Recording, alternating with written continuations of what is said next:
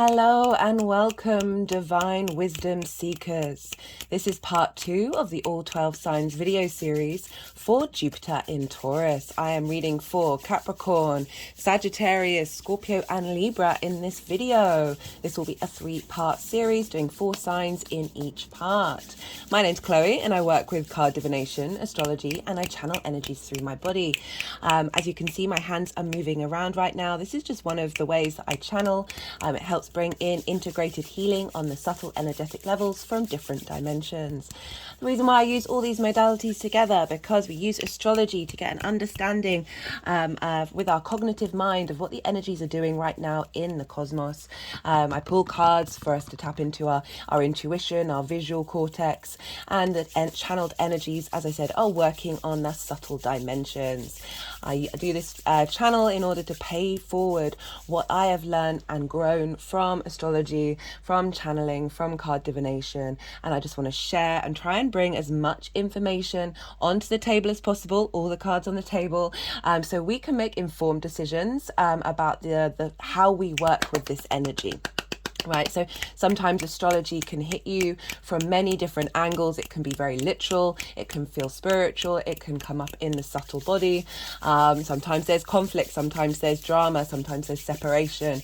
All of these things are here to help us truly understand what it is that we care about in the long term. What are your fundamentals?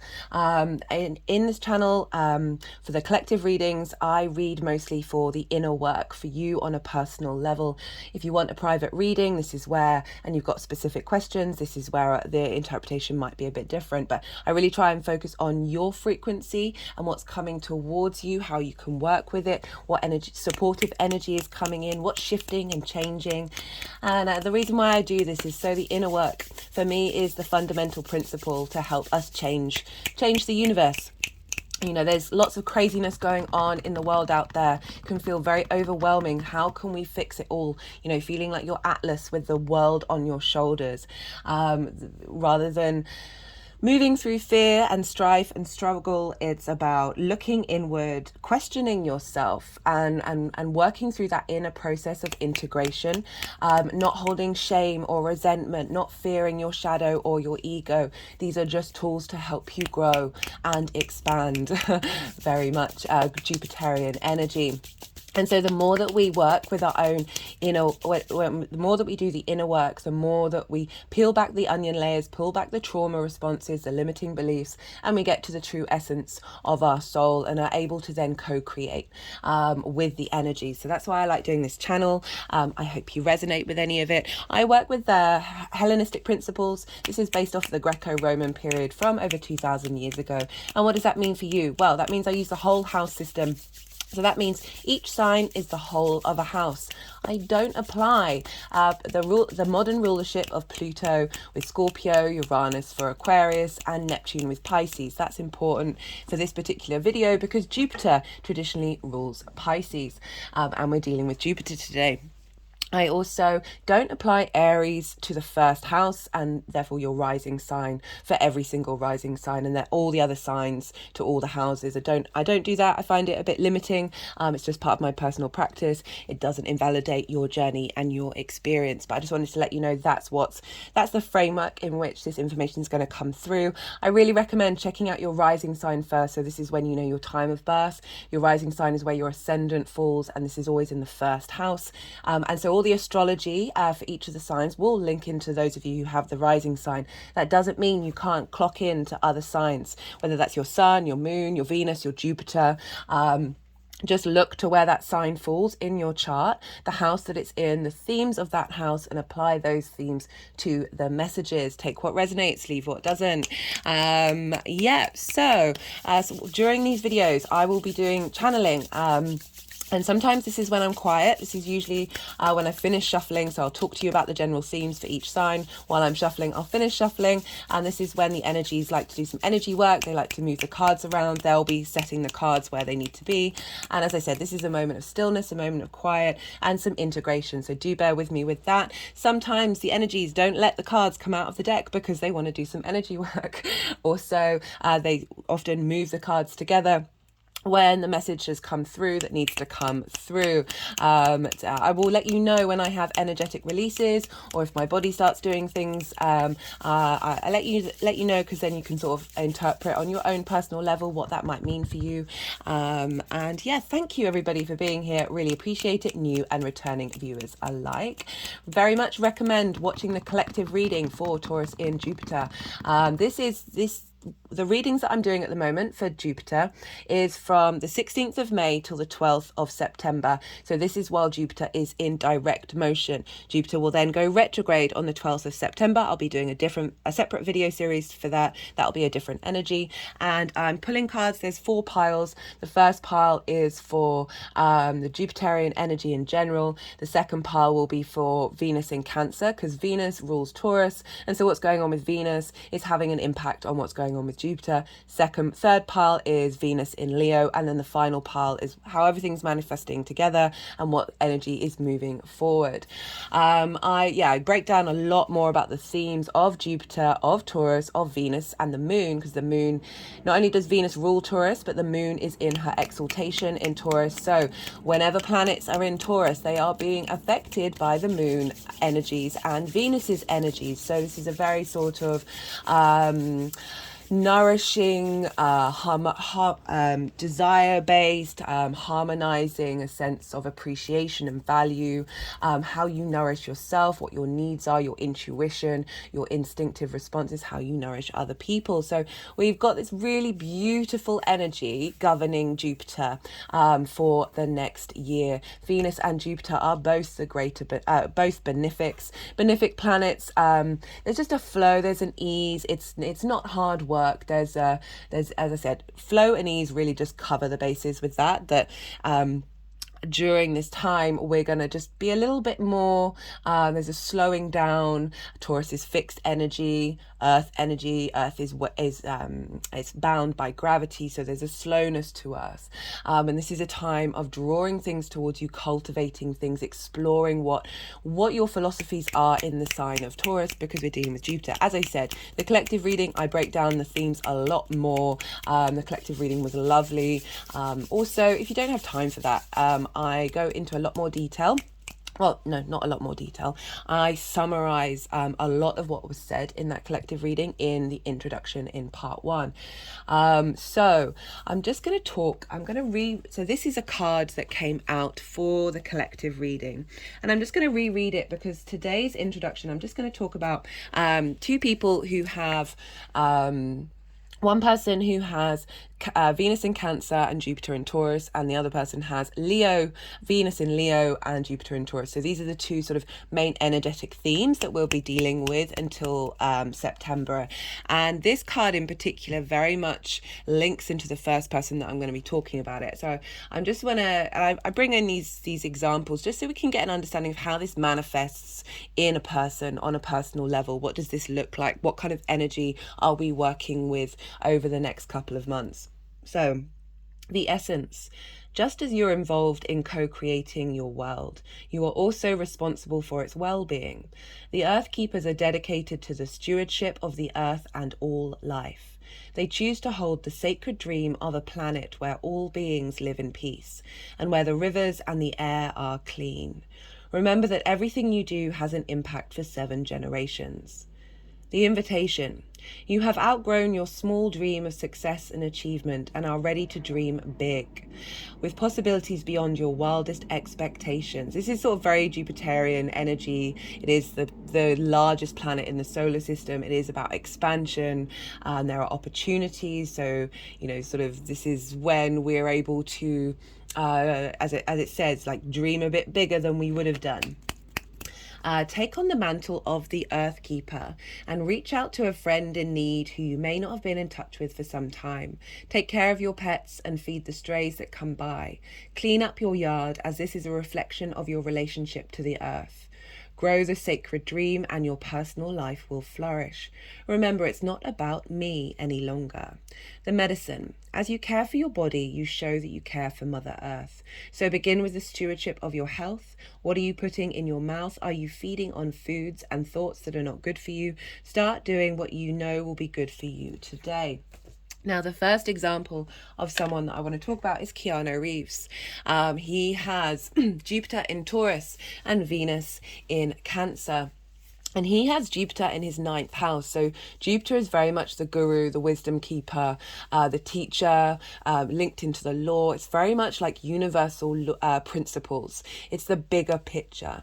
And so Keanu has that in his 9th house, which is all about perspective. It is all about philosophies. And Jupiter is very much linked into how you cultivate learning and how you cultivate teaching. And he has Venus in the 11th house of groups and alliances and also hopes and dreams. He's also quite important because he's got Saturn in Pisces, because Saturn is in Pisces right now. So I will be doing a separate Saturn in Pisces transit video with Jupiter in Taurus. The first one I did was focused on the time where Jupiter was in Aries, because Jupiter, whatever's going on with the ruler of a sign, is governing, is impacting what's going on with whoever is in that sign. So currently Saturn's in Pisces, which means Saturn is being governed by Jupiter. Jupiter's now moved signs, so we've got a different vibe. And so this is not only important for like what's going on with Jupiter right now, but what's going on with Saturn and what that means, because Saturn and Jupiter are sextiling one another. This is an aspect of Venus, very creative, very love, sense of appreciation. I will be talking about that way more in the Saturn transit video, but I just wanted to let you know he's kind of covering all the bases for this. So I'm just going to read a couple of quotes that he said, because they really sort of highlight the Taurian energy in Jupiter and Taurus of finding wisdom in the slowness, finding wisdom in the stillness, being in nature, and connecting to the physical world on a higher plane. Wherever Jupiter moves through, it's leveling up that area of our chart. Jupiter wants to expand. Jupiter wants to elevate and bring cohesion. So it's not rushing all over the place. It's bringing all the parts together and then elevating that. Bringing the guru into that. And Venus in Cancer is ruled by the moon, very much how we nourish others, how we take care of people. It's also linked into memories and intuition. Right, let's get on with the quotes. If you have been brutally broken but still have the courage to be gentle to other living beings, then you're a badass with a heart of an angel. So that really feels that nurturing, that nourishment of others, despite what's happening to you, despite what's going on in the outside world, still finding that ability to love and appreciate. Venus and the moon have a big impact on Taurus, how our needs are being met, how we love. There's a slow and steadiness, there's a simplicity to Taurus, there's connecting with nature on a personal level, connecting with the 3D world on a personal level, and the moon, like how we're emotionally connecting to that. When you die, they won't remember your car or your house. They will remember who you were. Be a good human, not a good materialist. So again, it's elevating that aspect of Taurus, which could be liking things, liking the physicality, liking indulgence. It's saying, it doesn't matter what kind of car you've got. It's about how you are and how you connect in the 3D realm. So that wisdom side of Jupiter in the sign of Taurus. Money doesn't mean anything to me. I've made a lot of money, but I want to enjoy my life and not stress myself in building my bank account. Jupiter in Taurus is very much slow down, figure out what's truly important to you outside of the many, many constructs of the current society that we're in. Work out what the simplest thing that brings you joy. It's not about denying joy. It's not about denying pleasure, but getting to the roots and the fundamentals. I give lots away and I live simply, mostly out of a suitcase in hotels. We all know that good health is more important. To me, nature is a place where you go when you feel exhausted or sad. I am more happy when I am surrounded by the sound of birds than the sound of people. Sorry, I'm just, there are some other things. It's talking a lot about being alone and being okay with that. and that feeling in being okay with that feeling in your physical body. Taurus is very much linked into the physical body. Oh, I love this. Right, someone told me the other day that he felt bad for single people because they are lonely all the time. I told him that's not true. I'm single and I don't feel lonely. I take myself out to eat, I buy myself clothes, I have a great time by myself. Once you know how to take care of yourself, company becomes an option and not a necessity. Da, da, da, da. I dream of a world where I can walk down the street and hear people talking about morality, sustainability, and philosophy instead of the Kardashians. I mean, that's so Jupiter and Taurus. It's like, let's slow down. Let's figure out what the essence of this 3D existence is, particularly that sustainability. And I love the philosophy coming in. That's very Jupiterian, of like, what is truly important to us? What is your value system, that morality, and how do we take care of that? Yeah, so that's everything that I wanted to read from Keanu. I'm sure you're all aware of him and his own journey and struggle that he's gone on. But throughout all of that, he has been a very kind and decent person. I think he gives a lot of his money away to charities. I think he gave half of his money he made on his movies to the film crew. So that's supporting the people. Venus in Cancer, the moon is often linked into the people, so it's this feeding, support and nourishment to the people around him, as well as giving a lot to charities and really not wanting to have his name on it. So there's a solitude. There's a solitude to Jupiter in Taurus where it's like it's a very personal experience.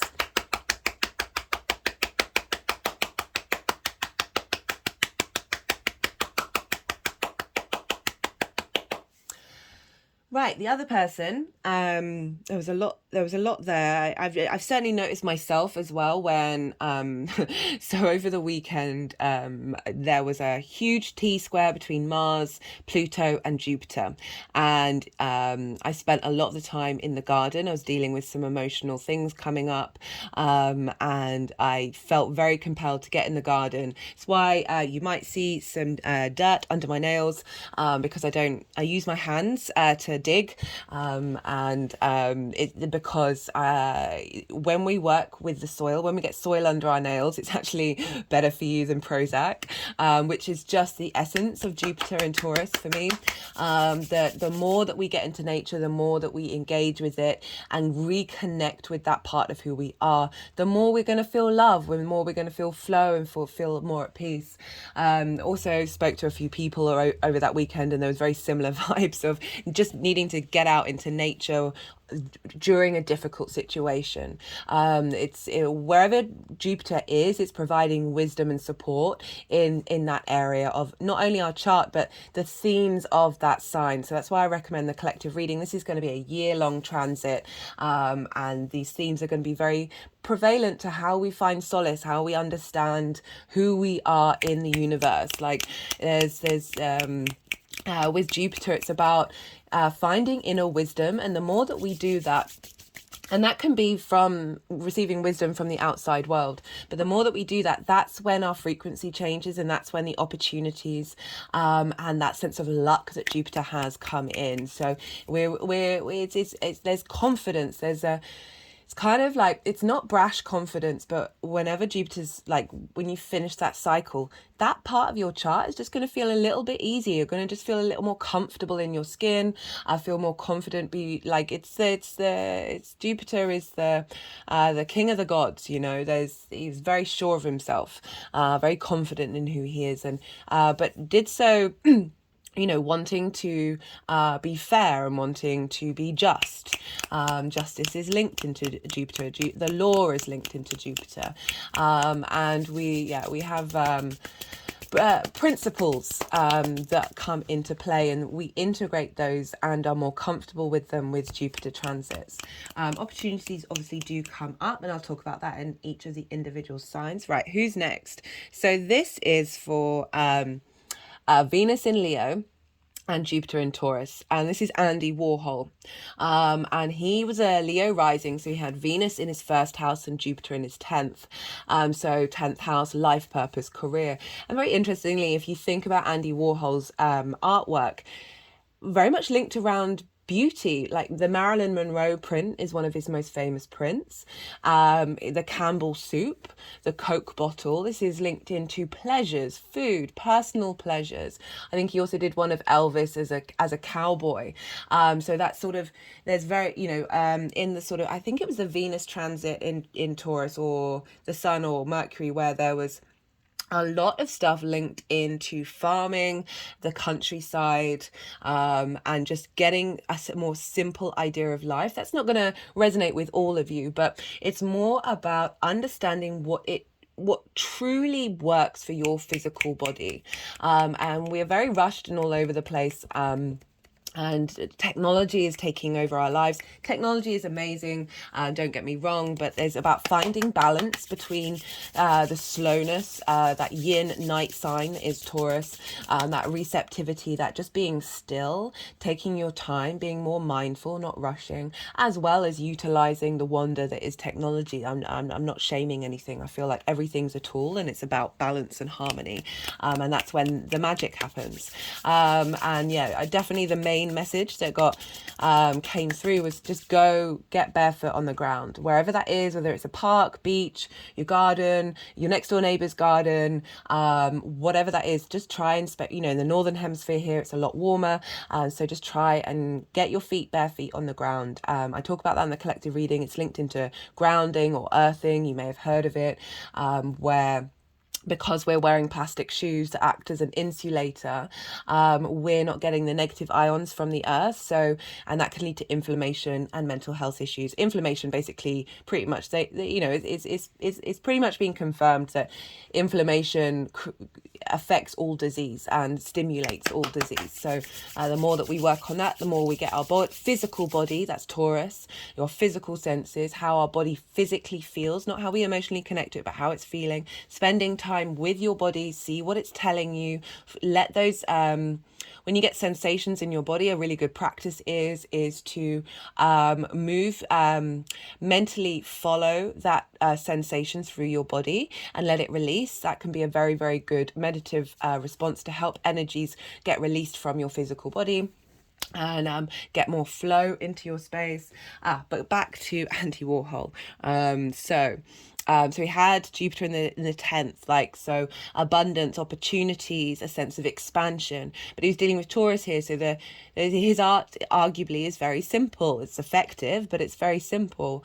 It's linked into, as I said, beauty and food and the cowboy, that rural element, that earth element. And he had Venus in his first house.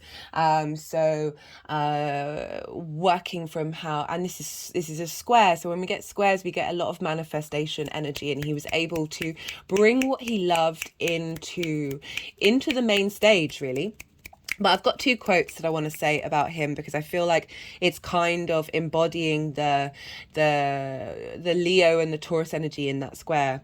Don't think about making art, just get it done. Let everyone else decide if it's good or bad, whether they love or hate it. While they are deciding, make even more art. So this is a general thing, like whatever you're doing, it's what other people think is for them. It's not for you. This is him saying, I enjoy what I do, and that is why I do it, right? So that Venus energy, that appreciation, that love. She was also the goddess of the arts, that creativity. This can be in anything. It's not just to do with art or music or the sort of traditional ways of looking at creativity. That is anything that gives you pleasure in what you do, a sense of fulfillment, a sense of gratitude of the experience. And he's kind of going like, don't care about what other people think. That's not the point of why you do it, why you do anything in life. It's about just enjoying that process and being in the now. Like keep creating. Another aspect, so that's that square aspect, that even though it can be conflict and drama, like he was a very controversial character, it's also where, so this 90-degree angle where, sorry, two energies are like butting heads against each other. So that's when like people might not agree, that's where the conflict comes in. But when you get those energies to work together, the square is about bringing things into manifestation in this 3D linear time frame. The universe, this dimension that we're in, this universe where we have linear time, it's the only way it works. Like we need momentum, we need friction, we need movement for things to move forward in time, and we are constantly doing that. So squares are very powerful. Sometimes people let the same problem make them miserable for years, when they could just say, so what? That is one of my favorite things to say. So what? So that's kind of reiterating, like, you do you, and also be in that moment. So we've got the Venus and Jupiter, the benefics. There's an ease, there's a sense of, there's an openness, there's a generosity, there's a sense of desire and passion. These are very uplifting energies. So he's sort of bringing in this energy of like, yes, bad things can happen. Don't let them hold on to you. Don't let them pull you down. Just you shrug your shoulders and go, so what? And be in the moment, and let that time frame break away, so you are embodying the now. So very like Venusian and Jupiterian energies. Right, that is everything that I wanted to talk about in this introduction.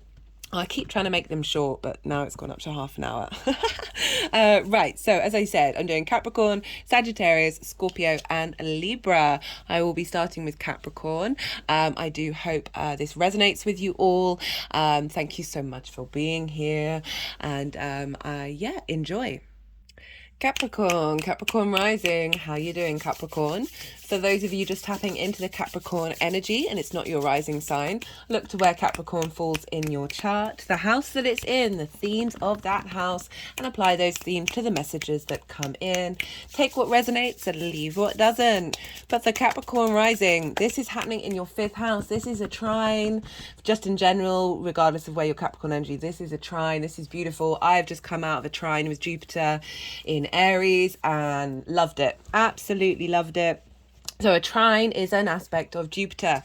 Jupiter wants to bring expansion, elevation, a sense of wisdom, a sense of cohesion. So bringing things together in order to expand outward and get some more perspective. Bringing in opportunities, a sense of ease, a sense of flow, very inspirational energy, free-flowing energy. You'll share the same elements, so you're sharing resources. So there's a lot passing between you and your Capricorn energy.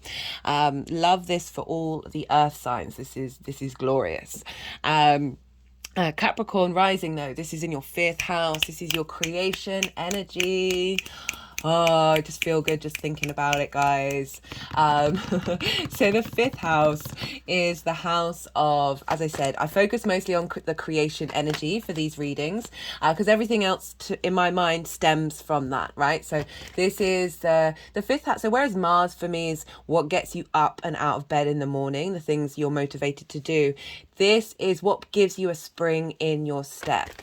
This is the house of joy. This is amusement, fun, play. This is romance. This is short-term dating. This is also children. And so all of that stems from your creation energy. All of that stems from that drive that you have, the things that make you just feel a bit more alive, right? That spark, that creation, I'm getting tingles all over my body just thinking about it. That's where you get your fun and your amusement, that thing that just, as I said, a spring in your step. And Jupiter moving through here, well, this is expansion of that energy, feeling confident about this. I will say, that's so interesting, because I was about to say Jupiter it's not all rainbows and kittens. Jupiter can bring in tests of faith, can have you, and then when that happens, that's usually it is in order for you to understand what is truly important to you, to be able to observe the situation in order to let it go, to incorporate it, to bring cohesion. That's a bringing of things together, an understanding of what they are in order to then transform and expand. You know, learning and teaching, we learn from our mistakes, and you know, Jupiter's very much about that, but it's wanting us to get that sort of elevation of that part of our chart wherever Jupiter. So I'm just gonna have to pause. I've got a bit of a cough at the moment. As I said in previous videos, this always seems to happen when I'm dealing with Taurus, because Taurus rules the throat and the throat chakra. So when you get sort of physical ailments or energy in your throat, this can be linked into throat clearing. I meant to say in the introduction, I've done a throat clearing and activation in, I think it's part 2 of the Taurus new moon. So if you want to go check that out, I recommend it. I also just generally recommend that Taurus new moon as well, because that was right at the beginning of Jupiter's ingress. So very potent Jupiterian energy, and that reading was delightful. Right, where was I? Yeah, I was talking about Jupiter in moving into any sign can bring up these things, and that's when that card came out. So highlighting what past hurts you may have had in order to release, in order to have understanding. Jupiter, generally, you're more expansive in this area. There's more ideas, there's more inspiration coming through. There's more, Jupiter can also be indulgence, guys. So I would be aware of that possibility. 1 second again, sorry. You might be pleasure seeking a bit more. That's definitely, I mean, all the planets, all the energies, they all have different frequencies, different vibrations, and different ways of expressing themselves. And sometimes you get all of it, and sometimes it's just one core theme. So Jupiter moving through the 5th, you might want to you know, date a bit more, of, you know, expand on what brings you pleasure. But even if you get the sort of overdoing it a bit with Jupiter, it's going to teach you lessons. I talked about with Aries, who has Jupiter in the 2nd house, about how when I had Jupiter in the 2nd house, which is your resources, it's about money, that's when I got into debt, that linked into a relationship, I learned a really big lesson from that and wouldn't ever do it again. So sometimes Jupiter can give us some lessons of through rather than Saturn, which may restrict things or separate things. Jupiter can overdo it, and that's how you learn your lesson. Like I just want to flag that up there, because it might be you might find that just useful information to be mindful of what it is that you're doing. We're all about co-creation here, or just go for the ride, you know, lots of fun either way. Right, so getting more creative, however that manifests for you, because that, you know, as I said in the introduction, that is not just limited to the arts or to music. I certainly felt in my last, when I had Jupiter moving through the 5th, that I was just finding lots of unique ways of exploring what creativity meant to me, and how important that was. And yeah, just getting just finding space a lot more for that area of your life. You know, as I said, new opportunities may come in with short-term dating and relationships, and you might just feel more inclined to go out on more dates and engage in that part of your life. Or you're going to really tap in hello Taurus, tap into your innate wisdom, like that thing that really motivates you, to finding different ways to get that spring in your step.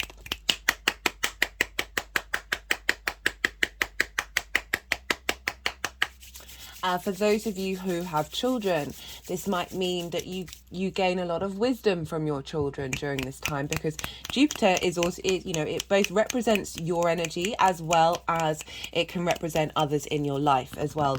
And with that 5th house, also people you go on dates with might provide you with really long-term, in-depth wisdom about what's really truly important to you.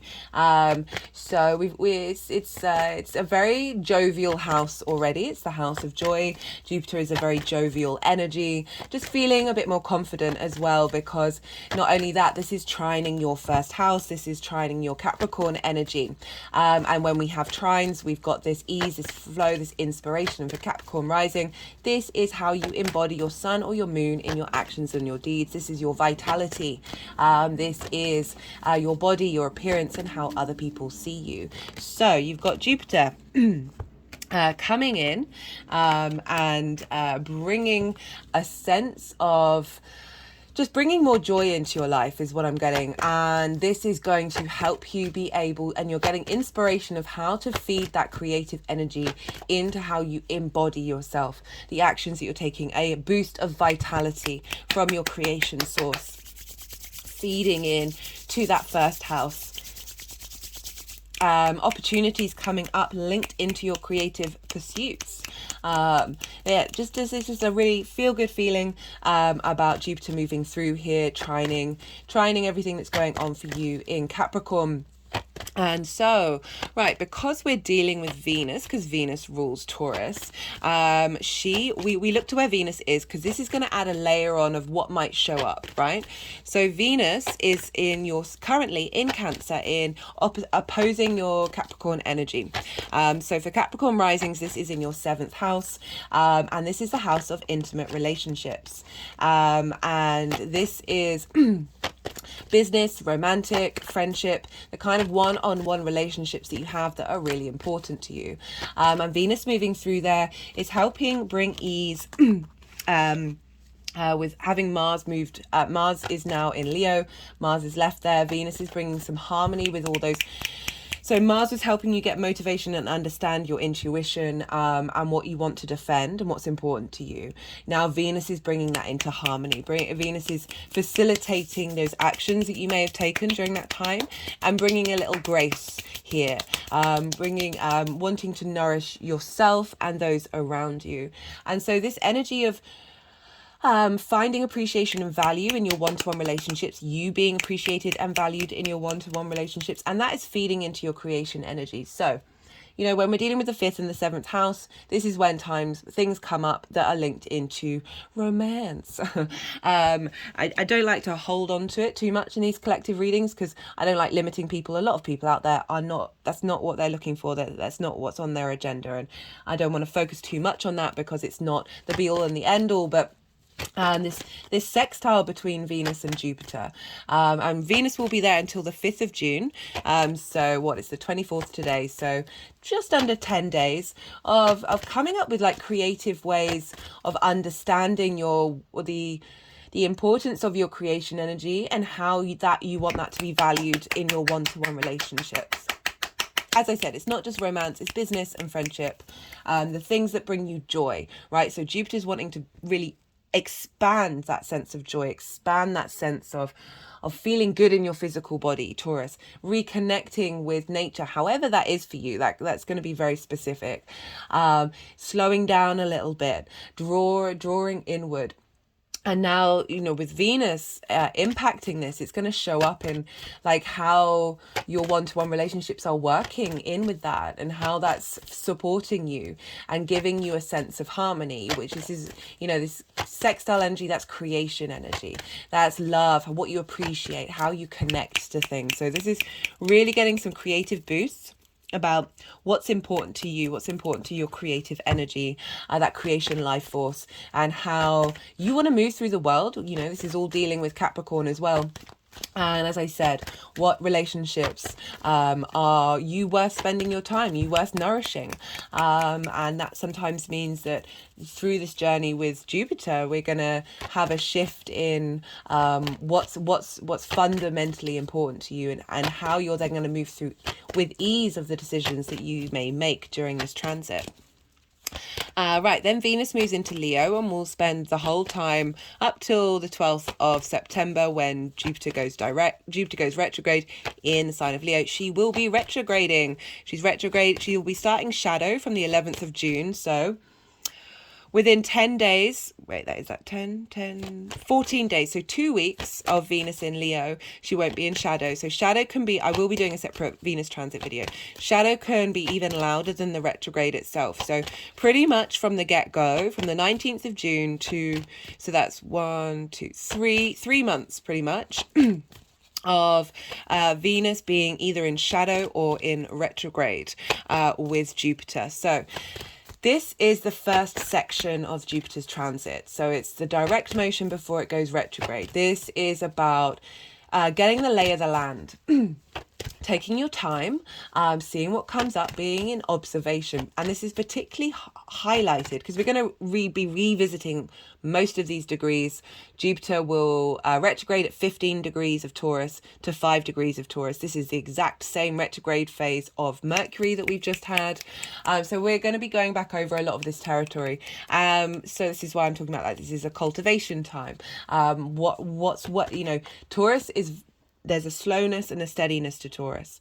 And so what you're putting down now, what you're learning and understanding now is serving you in the long term. This is, Jupiter's a future thinking planet. It's a 12-year cycle. It's since the summer of 2011 to summer of 2012. I recommend checking out what was going on for you at that time, because that started a cycle. We're now starting a new cycle. So similar themes in that area of your life. Now, what was I saying? So the retrograde of Venus is going to be, even though Jupiter's going to be direct, Venus is going to be in shadow or retrograde. So that is going to be impacting what's going on with Jupiter. And Venus will move into Leo. And for you, Cap risings, this is in your 8th house. So moving from the 7th to the 8th. So whereas the 7th is the one-to-one relationships, the 8th is the dynamic between those one-to-one relationships. It's the dynamic between you and the outside world. This is about shared resources, understanding, like the give and take between you and the outside world, ideas, things, time, energy, money, all of that stuff. It's also about mortgages, big loans, it's big money, cosmic inheritance as well as 3D inheritance. So these kind of themes may come up, but off the bat with Venus moving through there can be really helping you feel good about moving about in the outside world. So I just have to pause again. I do apologize. I've got such a tickle in my throat. So Venus moving through there, getting a sense of appreciation and value in the dynamic between you and the outside world. And that's feeding into your creation energy. So opportunities coming up from the outside world that may facilitate whatever sort of creative endeavors you're engaging in. And that can be from the smallest thing to the biggest thing. It's all going to be very subjective to you. It's all going to be about how you feel good in your body, what moves you, what brings you joy. Venus is going to be squaring Jupiter in Leo. So this is 2 fixed signs. So a lot of operating from the heart space with the outside world, getting a sense of, as I said, opportunities coming in because we're dealing with a square, right? So I talked before about how this can be conflict, drama, frustration, but friction. If we observe those things that may come up, I mean, we're dealing with Venus and Jupiter squaring each other. They're the two benefics. They want to help you out. Like, even though it's a square, I feel like it's very positive manifestation energy. So you're being facilitated by the outside world. Venus can often be, when she's in the 8th house, can be a strong feminine energy come in. That's regardless of gender. We hold these energies within all of us, coming in from the outside world, facilitating whatever it is you're cultivating down in the 5th house.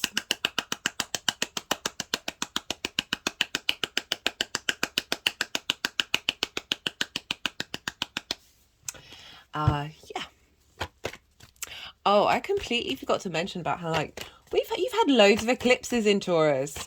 So you know, there's been big upheavals, big changes, shifts of dynamics. And now Jupiter's coming along to help us make sense of all of it, bring some cohesion to all those changes, some wisdom and an opportunities through all those big changes. Sorry, I forgot to mention that. It's like kind of like a big deal. because the nodes will, like, between now, and all this is going to go in the description box, between now and the 11th of July, Jupiter's going to be in conjunction within 10 degrees of the North Node. The nodes make everything bigger. So what you're striving for, where you're headed, and Jupiter's going to make that even bigger. It's heading into a conjunction, exact conjunction, I think, tomorrow, where I think they're at 3 degrees. But we're going to feel this big energy around this time. Until the 11th of July. Right, because we're dealing with Jupiter, we look to the signs that Jupiter rules, and Jupiter rules Sagittarius and Pisces, because whatever's going, as I said, whatever's going on. That's so funny, because that card came out before and they wanted to put it back. Sometimes they do that just to sort of, you know, keep me on my toes. Right, so because Jupiter rules, whatever's going on with the ruler is affecting and leveling up the signs that it rules. So wherever Jupiter's moving, it's always going to be having an impact on Sagittarius and Pisces. And also Sagittarius and Pisces are going to bring in themes of what's going on with Jupiter. I also recommend looking to where your Jupiter is as well in your natal chart, because that's going to add on just another layer that's personal to you about how this is manifesting in your life. Right, so you have Sagittarius in your 12th house. This is the hidden house, the house of mysteries. This can be the house of depression, loss and grief, but this is because we're dealing with the constructs of who we are, our trauma responses, our limiting beliefs, and, you know, unraveling all of that. And that can feel quite heavy. It's an intense energy, but underneath all of that is magic. It really is. It's the unseen, the hidden, the occult. And I link it, it's linked into magic traditionally. And I see it as like that. Underneath all those layers is your soul, right? So that's the magic of your soul coming through. And so the 5th house of creation energy, getting a burst there. You might find you get wisdom from spending time by yourself, from in rest, in sleep, cultivating that inner world, that inner expansion, working with your that Sagittarius fire energy, in order to tap in to that Jupiterian energy. It may help through this journey of Jupiter moving through your 5th house, of elevating your creation energy, that you're sort of clearing away trauma in that 12th house.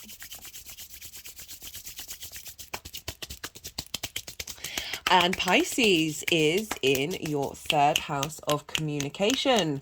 So wanting to express yourself, your creativity, and communication, talking, writing, body language, all sorts of things, and how the mode in which you the lens in which you communicate.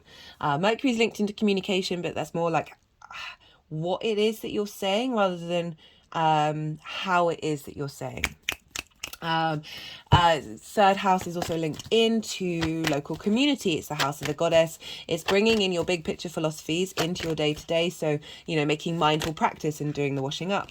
You know, it's just a simple example of that. Jupiter, so you feeling more driven to communicate from a creative space.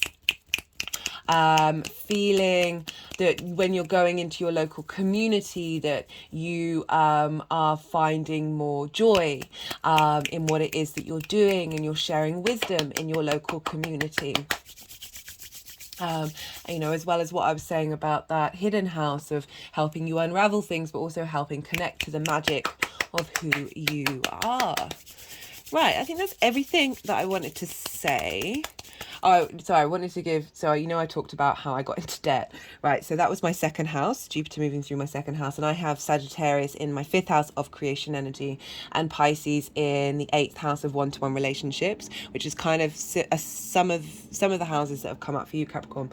That I got into debt with a romantic relationship, and it was about the give and take in our relationship, and just to let you know that, like, that the Jupiterian, even though it's in the second house of my resources, you can overspend when Jupiter's in the second house, that an overextension of resources, that it was because of what was happening in Sagittarius and Pisces that was ruled by Jupiter, that brought that creative energy. So perhaps getting some inspiration from your community, from being by yourself and being in meditation, or however that 12th house resonates for you, working through depression, working through trauma responses, that you are then able to cultivate that creation energy. Right, so let's see. I mean, I haven't been shuffling for a while. No, they've wanted to put the deck down. So as I said in the introduction, there's going to be 4 piles. The first pile is Jupiter in general, in Taurus. Then we've got Venus in Cancer with Jupiter, and then Venus in Leo with Jupiter, and then how this energy is manifesting and cultivating moving forward into the retrograde. I will be putting a list of aspects that Jupiter's going to make in in the description box, because this is more, I'm doing more of a general one because this is quite a long transit, rather than sorry, my mind always goes a bit quiet when they're moving the cards around.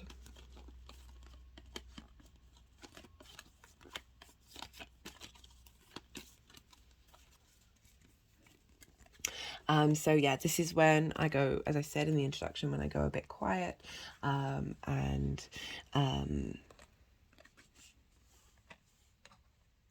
let the energies do what they need to do. So as I said, this is integration of, but they seem to have done it quite quickly. Let's see.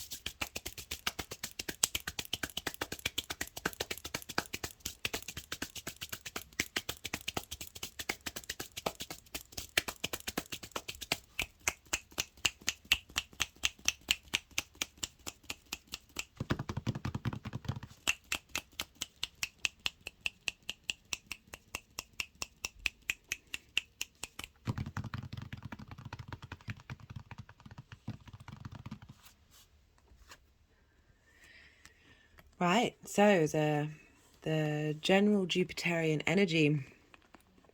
Well, we've got the 3 of Hearts. That was the first card that came out. The 6 of Cups, Justice. You know, even though this is a Libra card, you know, Jupiter is very much linked into the law, linked into truth. And we've got the Hierophant, which is the Taurus card. So you know, we're dealing with the 5th house here. We can't get away from heartbreak and how that may have been blocking and causing whether what you may have, you know, you may have worked through a lot of stuff already, that we still often have things lingering within us on a physical level, right? So Taurus is the physical body, is the senses. You know, we store trauma in our minds, in our emotional body, in our physical body, in our spiritual body. And the human being, you know, I go on about this a lot.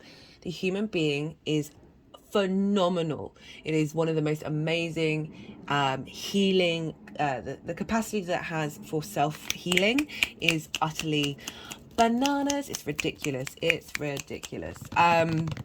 And that's what I feel like we're all activating right now, in different levels and different ways, but sort of preempting, you know, technology is trying to preempt a lot of the stuff that we're capable of doing. Right, so the Three of Swords, very potent imagery and energy. There is grief, there is sorrow here. This doesn't just have to be romantic relationships. This is any situation that has caused your heart hurt. The fifth house is also can be linked into your inner child, right? So any trauma linked in that space. As I said, yes, we may have worked through a lot of these things. Some of you may think, well, I don't know what you're talking about. I'm completely fine. That there will be some hidden unconscious limiting belief that is based off of this interaction. And I love this is combining with the Six of Cups, because this is about being able to look at the past with a space of abundance. If you look here, these cups, they're full of flowers. There is new growth coming in. There is sweetness, there is light, there is the beauty of nature here. And so on an emotional level of being able to surrender, like it's not quite the Andy Warhol of so what, like get over it, like let's move forward. It's like a kind of a combination of the very sweet generosity and support of that Keanu Reeves energy of just being at peace and being in that state of acceptance of the now. But there's sort of a similar energy. You can see, like, you know, the difference between Venus being in Cancer and Venus being in Leo. And we've got Justice here, so this is like the general energy of Jupiter and what's being seeded at this time, of like anything that may have been blocking your creation energy, your life force. Jupiter's coming along and leveling up. We've got Justice here. This is things coming back into balance. Okay, so that's an example. I say in the introduction, like, that's an example of when they're like, yeah, no, you said all you needed to say. The Hierophant is the Taurus card. This, in my old deck, I loved it. It was called the Guru card rather than the Hierophant card. But, you know, this is linked into, like, this is the Pope, right? So let's kind of step away from book religion and some of the difficulties that brings about, and lean into the fact that when you work with your innate inner wisdom, when you cultivate that, when you spend time learning and studying and working with it, this indicates hard work, putting in the practice.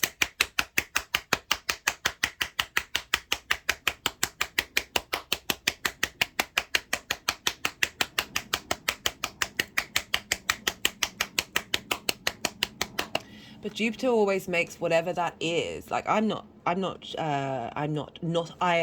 a fan of hard work. I don't think it's a bad thing. I think it's more that we live in a society that is an addicted dopamine society, so it can be really difficult to find physical and emotional connection to labor, however that forms, with outside a space of gratitude. Anyway, this is about hard work, so takes time to get to this space. Some people turn up on this earthly plane and they're instantly enlightened. Like, that's not all of our journeys, but it's that sense of learning and teaching constantly. And what you're doing here, you're bringing wisdom in. Jupiter is helping bring in like a real innate sense of wisdom, a real strength. You've got the keys to the kingdom. You now understand what's happened. You're at peace with it, and often You know, whether you're going out and talking to people about this growth and this expansion is irrelevant. It can be about community and society, but simply by you, through this wealth of knowledge, this growth, this expansion, this understanding of your innate inner wisdom that Jupiter is going to bring to your life force, for crying out loud, love it. That you are able to, through your vibrational frequency, bring in this sense of peace,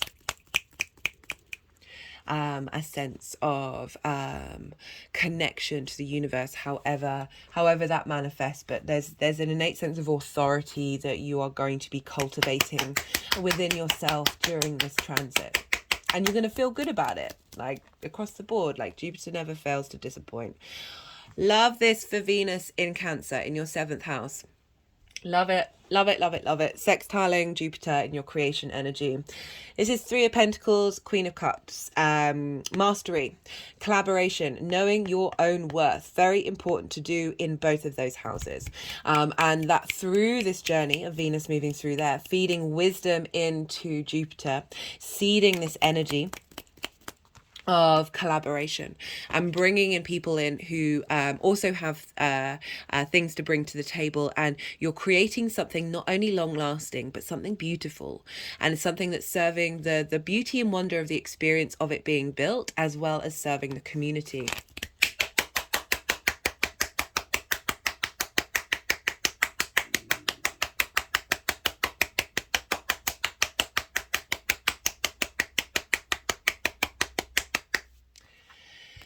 You know, the 7th house is business, friendship, and romantic. It's the people who are important to you, the people that give you strength, right? I mean, not always, but ideally, the people who give you strength. That this energy, this cultivation, this creative energy is drawing in a frequency that is laying the groundwork for this energy, or bringing in those opportunities straight away. It's going to be different for everybody. That we've got the Queen of Cups crowning it. So this is nourishment. This is Venus in Cancer. I love this. She's very serene, very, you see here, she's looking very intently into this golden casket. And this is a form of divination. This is there's a quality, there's a stillness here of being able to see the emotional truths in people and being able to support that. Also, the Queen of Cups coming in and nourishing your own creative force, your creative energy, helping you be able to tap into that intuition and open up that frequency of knowing your own worth, knowing your own mastery. This could also be opportunities coming up that are linked into using that nurturing energy to collaborate with others, to provide support and strength in building something. I'm sorry, I really do apologize. I'm going to have to pause again. This tickle is killing me. You know, there's a deep sensitivity and imagination with the Queen of Cups. And there's a real strength there in that serenity. You know, she's sitting at the edge of the beach looking out into the ocean. Her perspective before her is so wide and so broad. She's got the sky and the ocean. Everything is still and calm. She is bringing this serene energy into your life that's helping manifest and create something beautiful, helping give a sense of nourishment into your one-to-one relationships where you feel supported, that wisdom helping you understand your intuition. And you know, she's very psychic, you know, of working with your body, because we've got Pentacles here and we've got Cups, so we're dealing with earth and water, Taurus and Cancer, of mastering your physical senses, working and cultivating with just sitting with your body and working out what's your body trying to tell you, what's your creative power trying to tell you at this time, and the intuition kicking in of like because I also see the 7th house is my one-to-one relationship with the universe. The 8th house is how that dynamic shows up. But like, how do you connect to the universe, right? So you've got that in Cancer, and that's the moon, your emotional needs, your sensitivity, your intuition, that ebb and flow, the wonder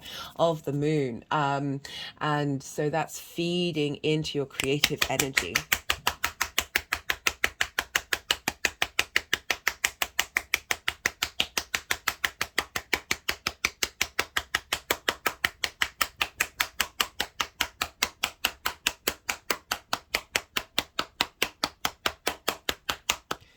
Whoa.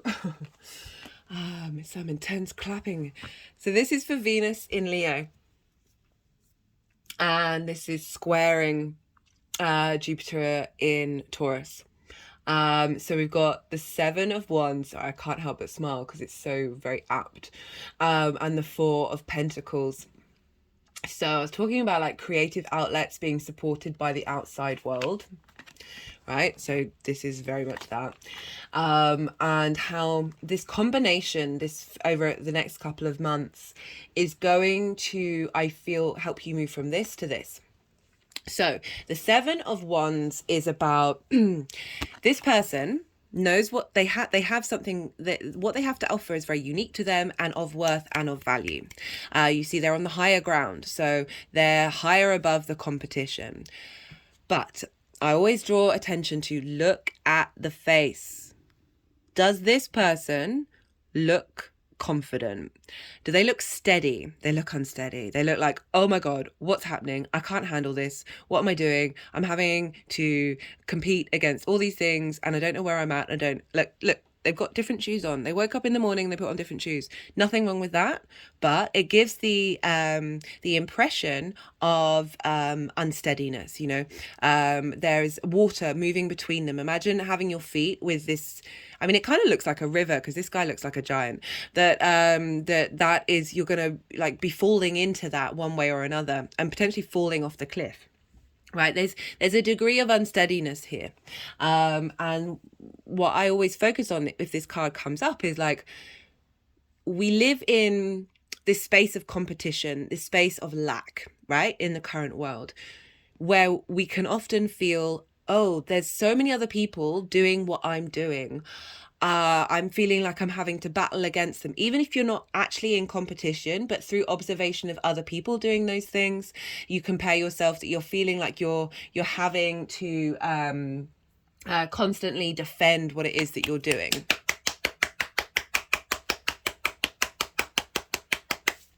And with the dynamic between the creation energy and the outside world, that give and take with the world of just feeling like not quite sure, not quite steady, and just forgetting the fact that what you have to offer is of value, is a beautiful thing. And it's making me think of that Andy Warhol quote. Perfect. You know, he had Venus in Leo, of just do art. Don't care about what other people think. Don't care about what other people are doing. Just do the art. Just do the thing. And that applies to anything. It doesn't, I don't ever want people to feel like, oh, well, I'm not creative because they're not painting or they're not making music. Like it can be anything where you are engaging in something that brings you a sense of soul satisfaction. As I said, that's that spring in your step. Because we've then got the 4 of Pentacles, which is like, I've got this, I have control, I have power, I know my innate worth. So this is power, this is strength, this is in the 3D tangible world. Wands, fire, Venus in Leo, Pentacles, Taurus. Whoa, Capricorn, this is yes, this spread I am enjoying reading for you guys. Thank you for allowing me to do so. So whatever residual of this unsteadiness is getting cleared out and replaced with this. Opportunities are going to come your way that help cultivate this understanding, this wisdom of your own innate power.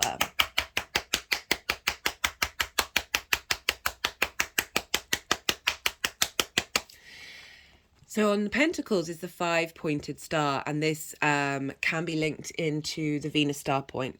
So Venus makes 5 different points in the zodiac where she retrogrades, and this is the Venus cycle. And these are underneath this person's feet, at their heart chakra and on their crown chakra.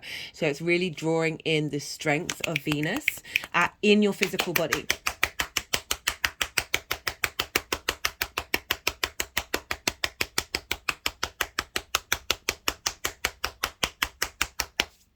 Love that.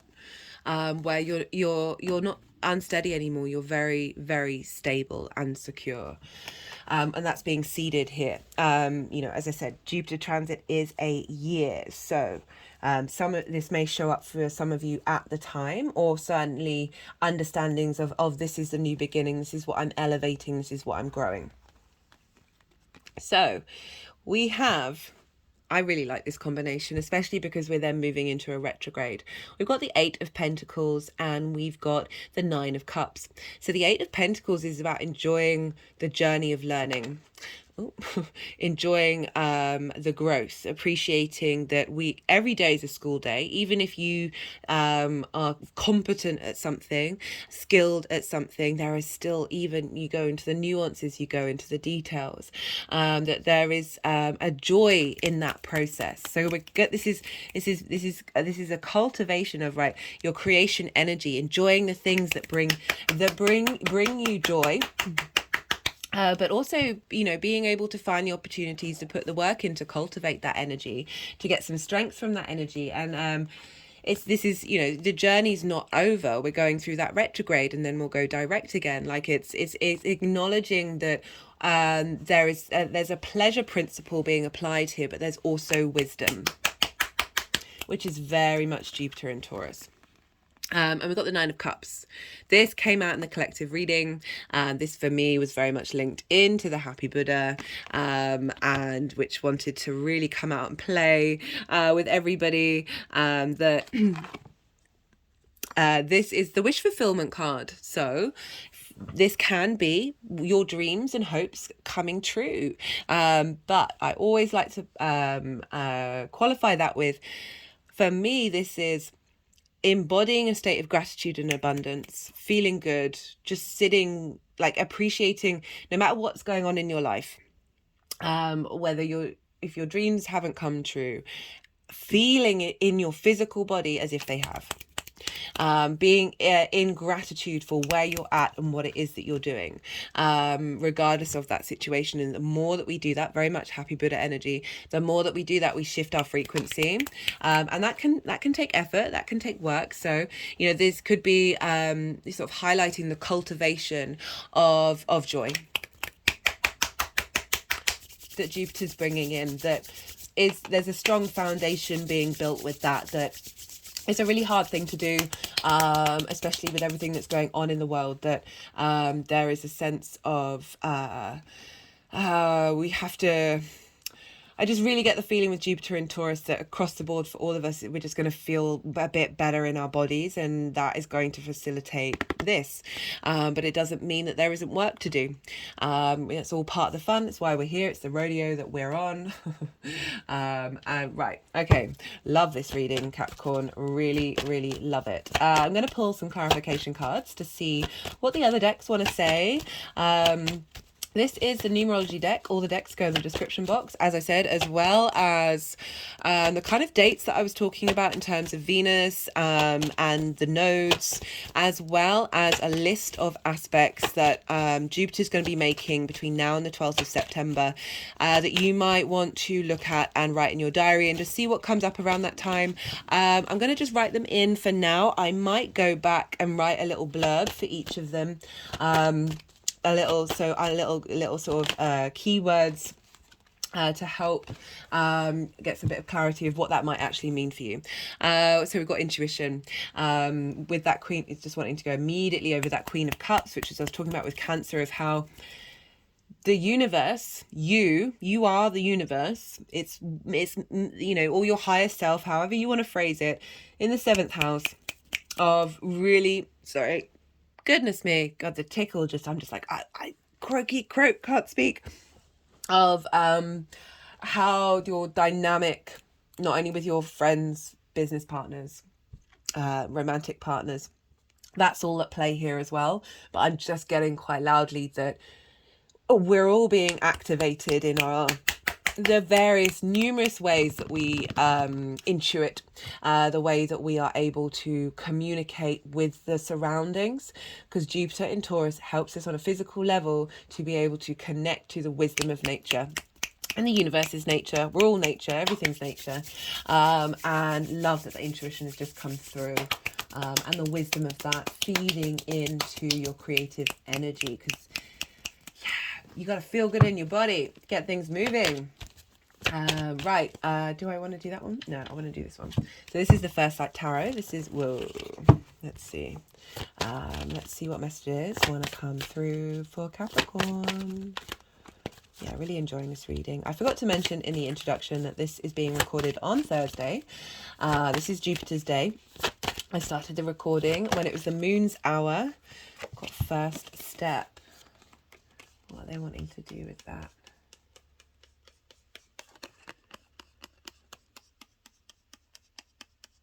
Well, they just kind of, let's see.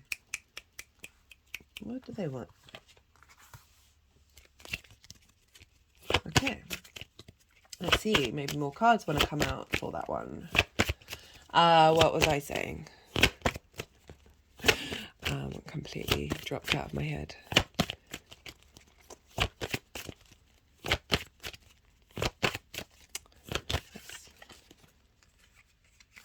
Why is this happening? First step. What's going on with you, Capricorn?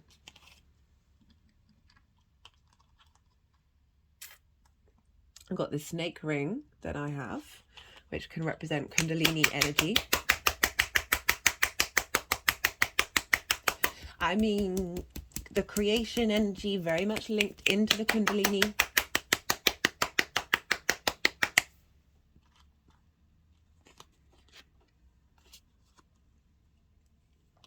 Let's see what else wants to come through. And this is a piece of... This is broken off my statue that I've got of Pallas Athena, which is an asteroid. Where is she, actually? Let me find that out. She is...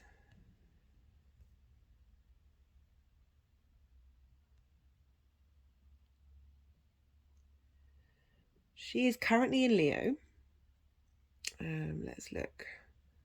So, and Leo rules the spine. And the spine is very much linked into the Kundalini energy. So I wonder if there's some activation going on here to help boost. What else is she doing?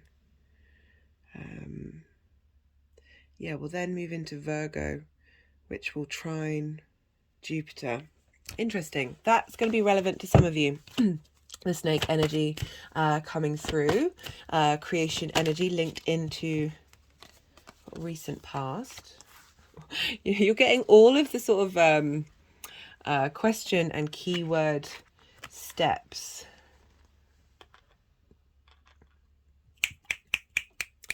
All right, so for some of you, your creation energy is going to be linked into snakes.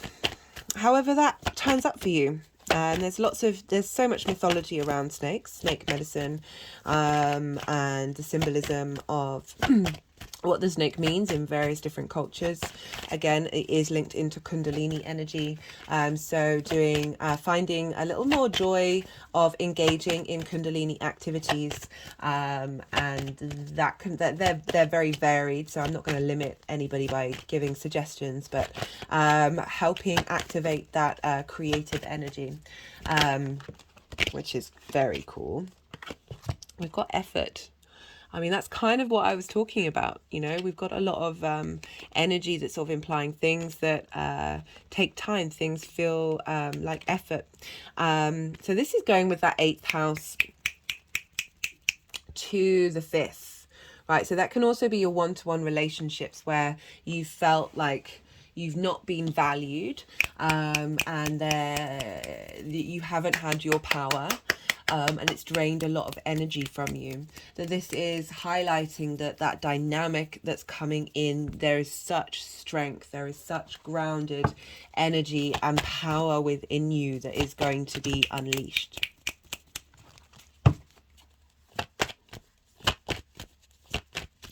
Right. Just feel like a couple more cards. Regulars, you know, I can sometimes just keep on going, keep on going.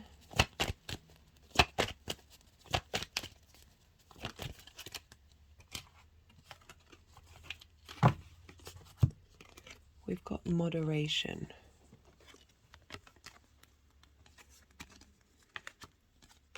Helping bring that heart pain into moderation. Helping release that, helping diminish that, helping find peace with that, and ease and understanding. My hand is just moving in circles around my heart chakra. That energy is being tempered, is being moderated.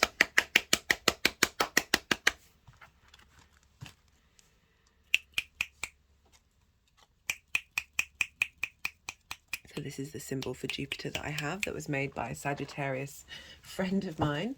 Right, final card from this deck, because we haven't got a major arcana from this one. This is mostly major arcana, question cards, statement cards, and keyword cards. And so far you've got questions and statement cards, which is, whoa, no, come on guys, sort it out.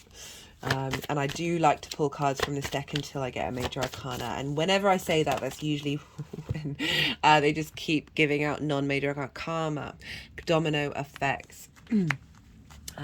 Yeah, so fifth house can be holding space for a lot of collective creation energy, sexual energy that is karmic, that is from past lives, past ancestors, that you're holding that space, and that there is a release of that happening. You know, the wisdom keeper of Jupiter's coming along and elevating, giving you a sense of wisdom and expansion in your understanding of that dynamic in your space. And, you know, there's a lot of trauma that can be in the fifth house. So it's not surprising you got that three. Did something flip? You got that Three of Hearts. That was the first card that came out, because, you know, that's quite a universal card in a space that is the house of joy, where our joy can be diminished, our heart can feel small. Right, final card. Come on. Let's see what we got. Let's see what we got, Capricorn.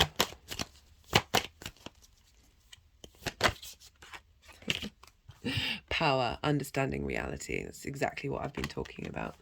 Exactly. Still not a major arcana though. I'm going to keep going. I'm going to keep doing it. So I'm going to be quick with the interpretations, because this is nearly an hour, which I love to do, but there's other. That's why I'm having to limit the amount of transit talks that I do.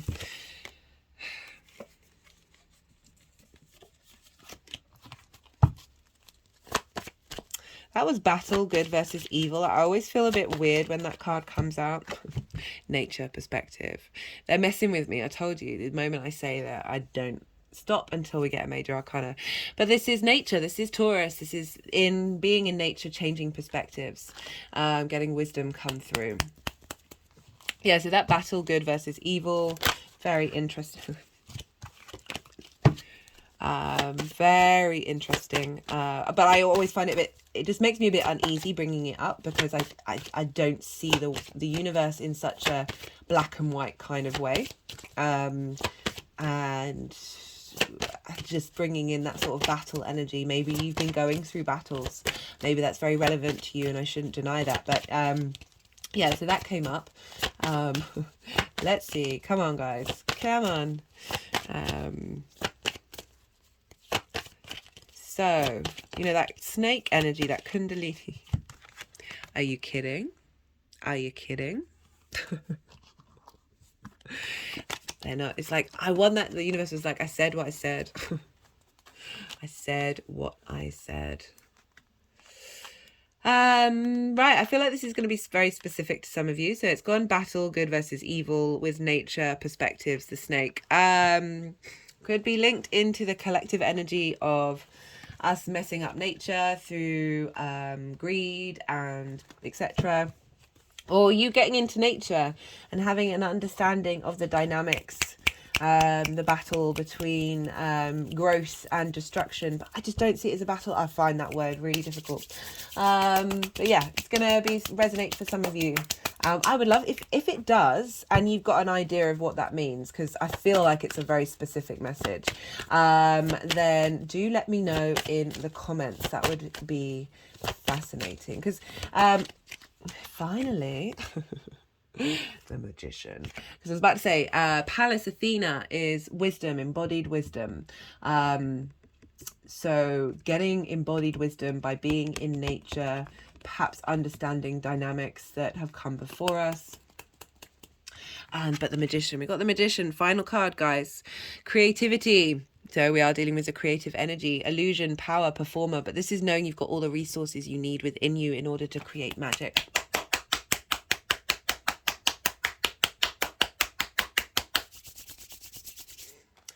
And love that. Love that. And communication coming in. Helping bring in this into reality, the first step of knowing that innate sense of who you are, and the wisdom that you have within you is about to explode. Okay, Capricorn, I'm going to leave it at that because I could keep on going.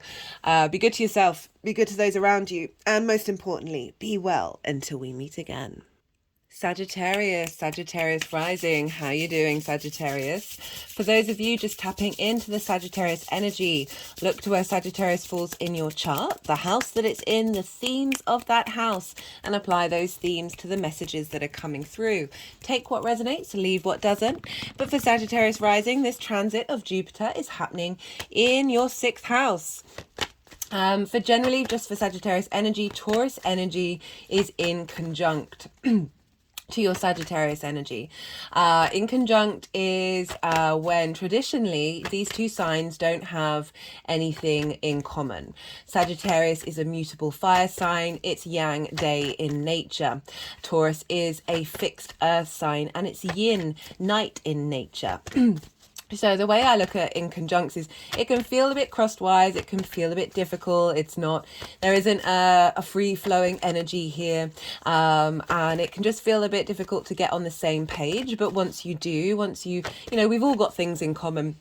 The way I talk about the in conjunct is like, imagine having a conversation with someone and you're from very different places in, I don't just mean physically, but it's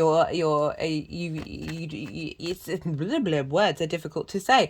Like the conversation, as I said, crossed wires, you're trying to figure each other out. It's a bit awkward. It's a bit difficult, can be a bit frustrating, but, oh, hello, Venus. But once you get to that space of, like, as I said, we've all got things in common. Energies have all got things in common. They're all in cahoots with one another. They're all working together. It's just, this is a bit more of a difficult energy. But once you do, you're able to use those different perspectives.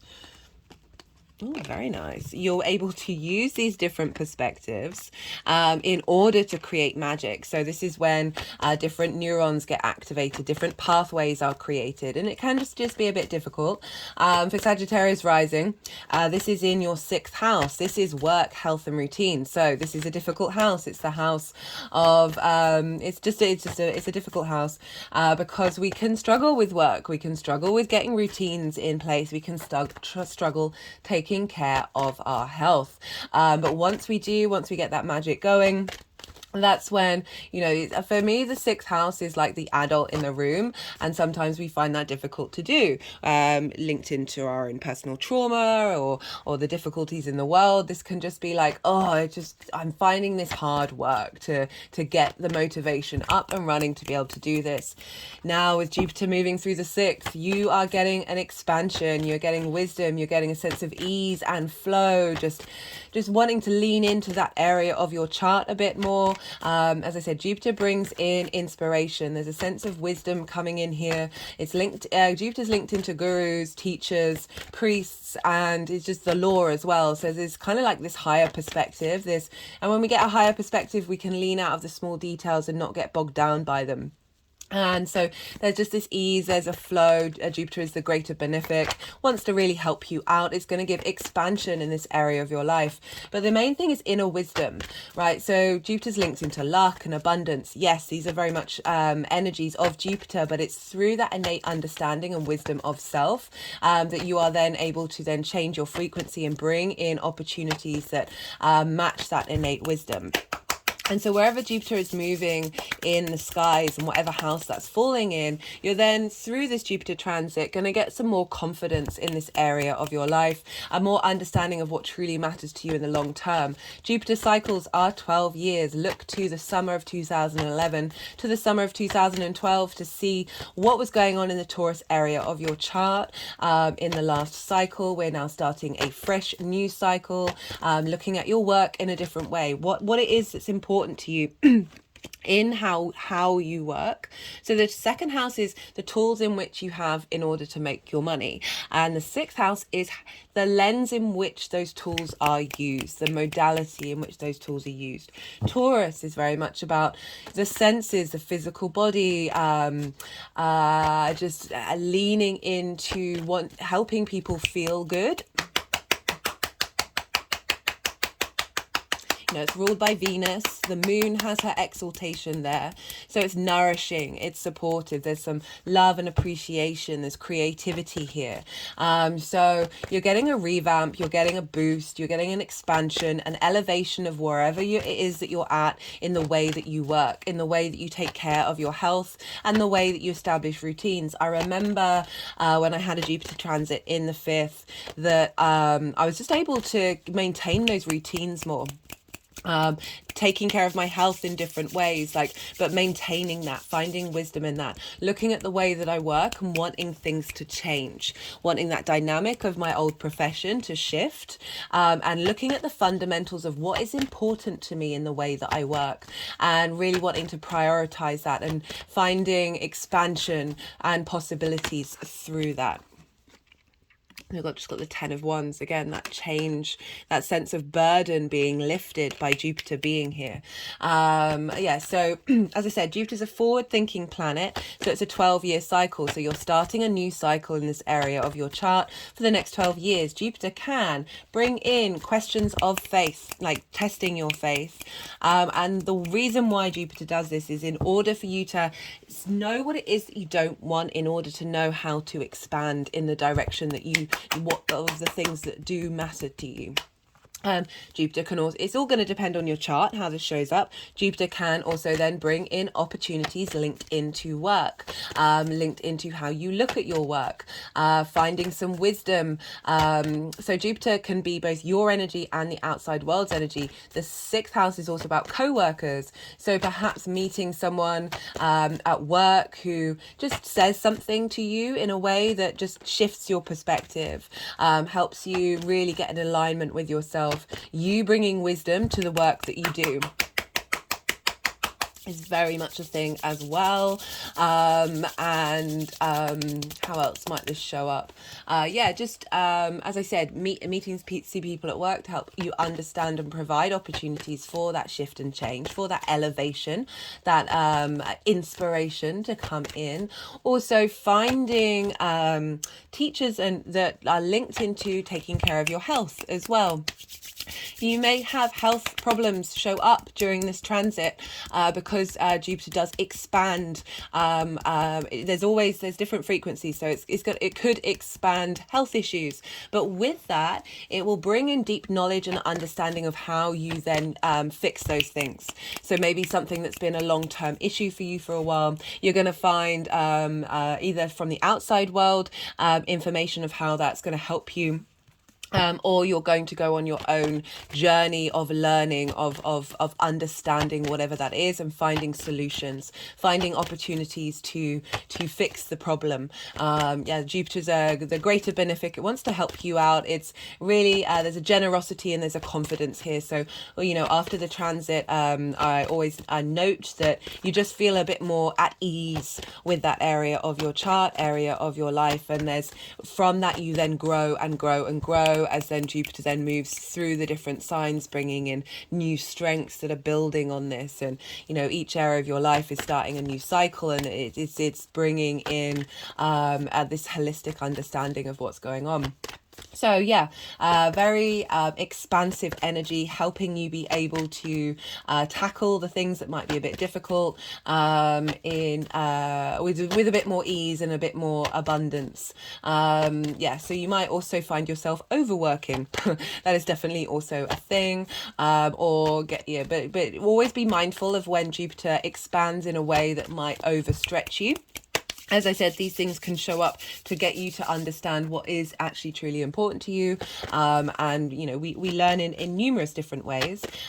Jupiter being in Taurus, ruled by Venus. So there's ease, there's flow, there's getting in touch with your physical body. I really recommend this for everybody because we're dealing with Taurus, Earth, personal relation to the physical world. That is our physical body, that is our physical senses, what feels good to the physical body, not necessarily how you connect to it emotionally, but what helping support the temple that you're in, particularly in the sixth house, which is linked into health and routines, getting some routines established for not only your health but for your work. And once you get all these combined, yeah, I just feel like with this transit you're really going to be able to move forward with a bit more ease and grace about what's important to you. Right, so this is from the 16th of May to the 12th of September. So this is when Jupiter is direct. It will then go retrograde on the 12th, and I'll be doing a separate video series for that. And this is a time of cultivation. This is a time of drawing inwards and being in a state of observation, engaging in questioning and working through what's important to you, finding opportunities through that. But we will be revisiting most of these degrees. Jupiter's going to go retrograde at 15 degrees of Taurus and finish at 2 aces, guys. Whoa, love this. And then is going to go direct at 5 degrees. These are the exact same degrees that Mercury retrograde was going over. So we're going to get more expansion of wisdom of understanding of that retrograde. And so we're revisiting a lot of these degrees. So that's why I'm saying this is a time of being in observation, of strategy, of planning, of seeing what's coming up, because we're then going to be going over it again, and really refining that energy. I recommend checking out the collective reading for Jupiter in Taurus. I go into a lot more detail about the themes of that, as well as the Taurus new moon video, because that was the first lunation with Jupiter in Taurus. Very big Jupiterian energy. I feel like a lot of added layers of the themes that are coming up with this transit are also in that new moon video, as well as all the introductions for this 3-part series, because I do bring other things into the forefront in each introduction, just to give you a more wider understanding of the general energy of what Jupiter means in Taurus with Venus and the moon being exalted there. Speaking of Venus, we look to where, because Venus rules Taurus, so we look to where Venus is, because this is going to add on another layer of how this is going to show up for you on a personal level. So whatever's going on with Venus is impacting the signs that she rules, and she rules Taurus, so she's affecting Jupiter. She's having an influence on Jupiter, and where she is going to be she's currently in Cancer, and then we'll be moving into Leo. So Sag, you have Cancer in your 8th house. This is the house of other people's resources. This is the give and take between you and the outside world. So that's the giving and the receiving of time, money, things, ideas, passions, intimacy.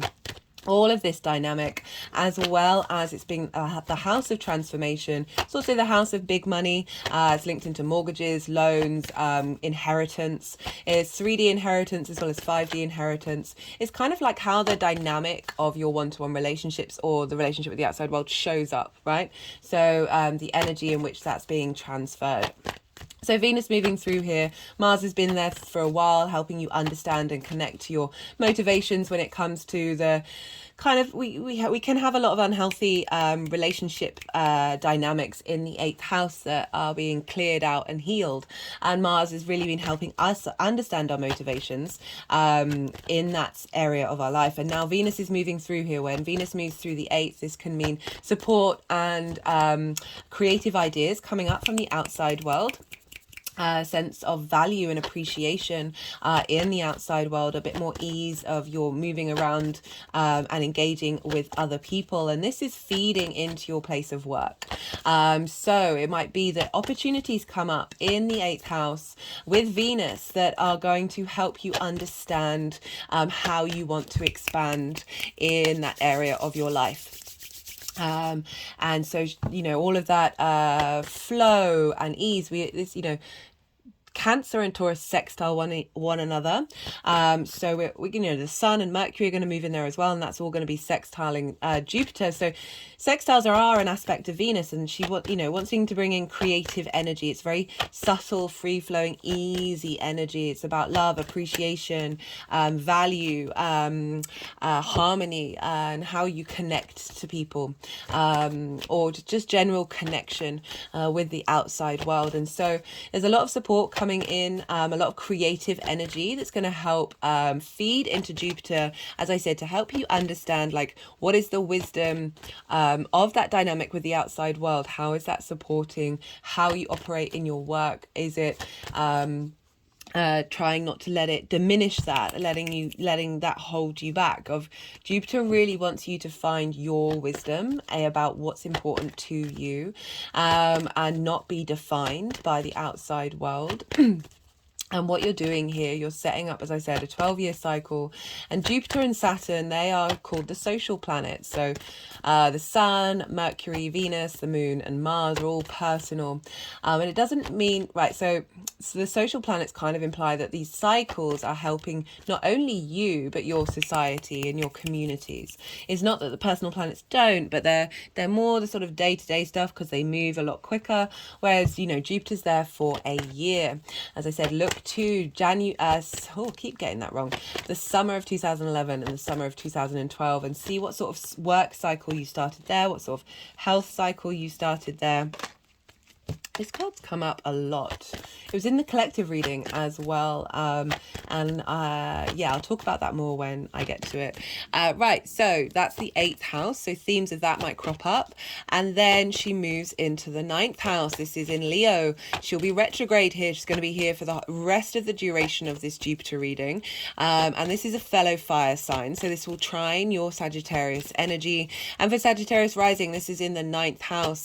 Trines are an aspect of Jupiter, bringing free-flowing inspirational energy. You're in the same element, you're on the same team, it's just an ease of flow of information, and this is your 9th house of your perspectives, how you map yourself out in your day-to-day, your world, the universe itself, society. This is morals, ethics, philosophies. This is spirituality. This is religion. This is all the sort of big picture ideas that then impact your day-to-day. Do we want all of those? Okay. And so Venus moving through here and retrograding here is revisiting and giving you a renewed sense of value and love and appreciation for how you see yourself in the world. This is also linked into higher learning. This can be anything. This is just mastery of something. This is, you know, you started off a while ago and now you're sort of really refining that. And the more that we do that, the more we broaden our own perspective and then are able to teach and share our perspectives. It's also about being in a environment that is foreign to you, that you're not used to, and spending a fair amount of time there in order to broaden your perspective. So it's linked into foreign travel. So Venus moving in there could be again, like, helping you get a sense of ease of what your perspectives are and how you see yourself in the world. This may come about of opportunities of going and staying in a country that is not familiar to you and learning from that, and that's feeding into your work, maybe getting some inspirational ideas from people who are from different environments, as well as perhaps contemplating higher learning. As I said, that's not just, you know, university, that's anything that is leveling up whatever learning skills that you have to, you know, sort of mastery level. So yeah, a lot of support. This is squaring Jupiter at this time. So Leo and Taurus are fixed signs. They square one another. Squares are an aspect of Mars. This can bring about conflict, drama, and frustration. You know, I use the Andy Warhol example in the introduction. But if those things do show up, they're in order to sort of help you understand what really matters to you every time.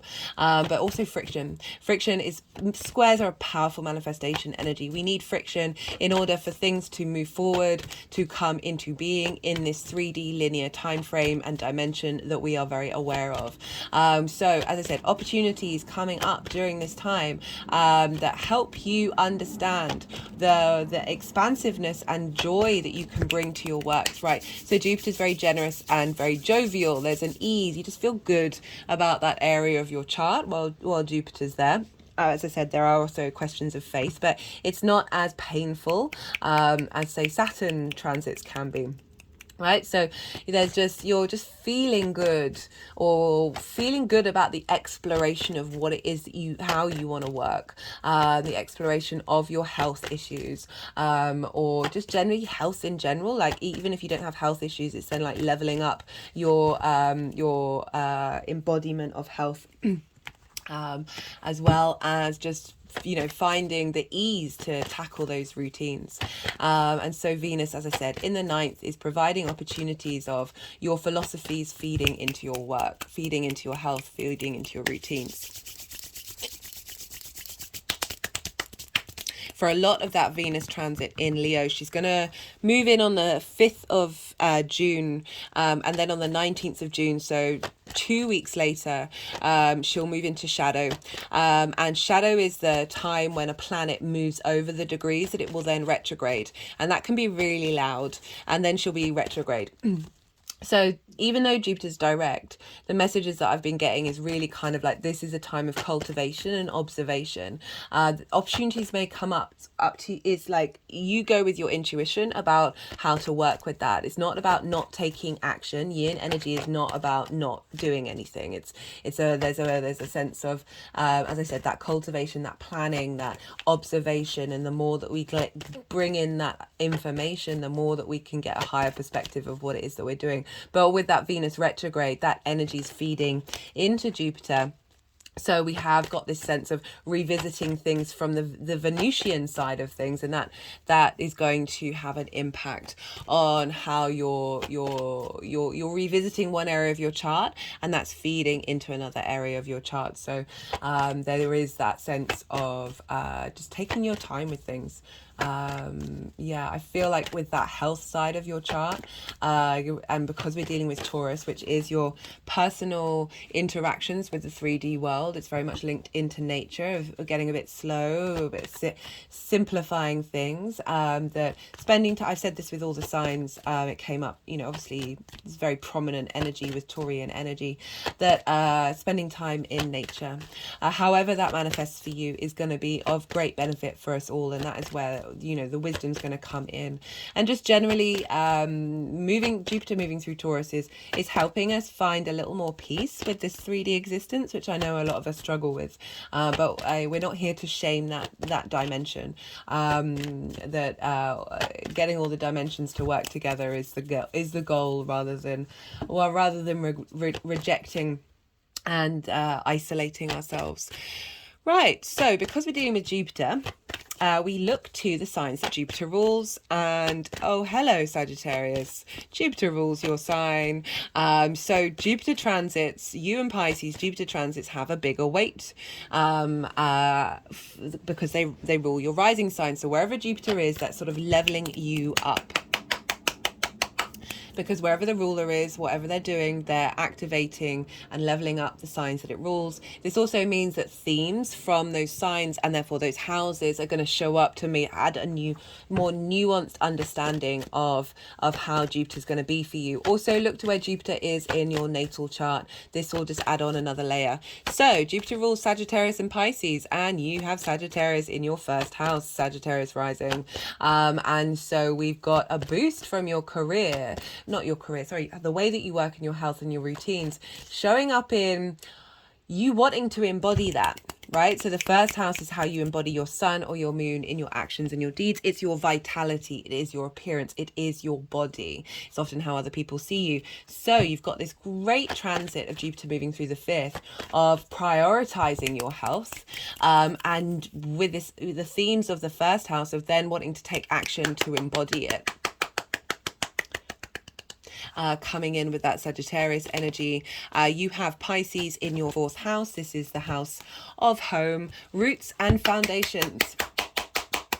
This is your ancestors, your lineage, your parents. This is the roof over your head, the things that you do in private. But the energy's really got activated with the roots and foundations. That what's going on here, this commitment to work, this expansion of work, health and routines is feeding in to your private life, your home, but your roots and foundations, establishing strong foundations here. And we've got the sextile to Saturn, so that's really facilitating it, giving a sense of perhaps in your private space you may be finding the wisdom and understanding of what's going on with Jupiter, right? So you might be taking up health routines or routines in general that are linked into your home.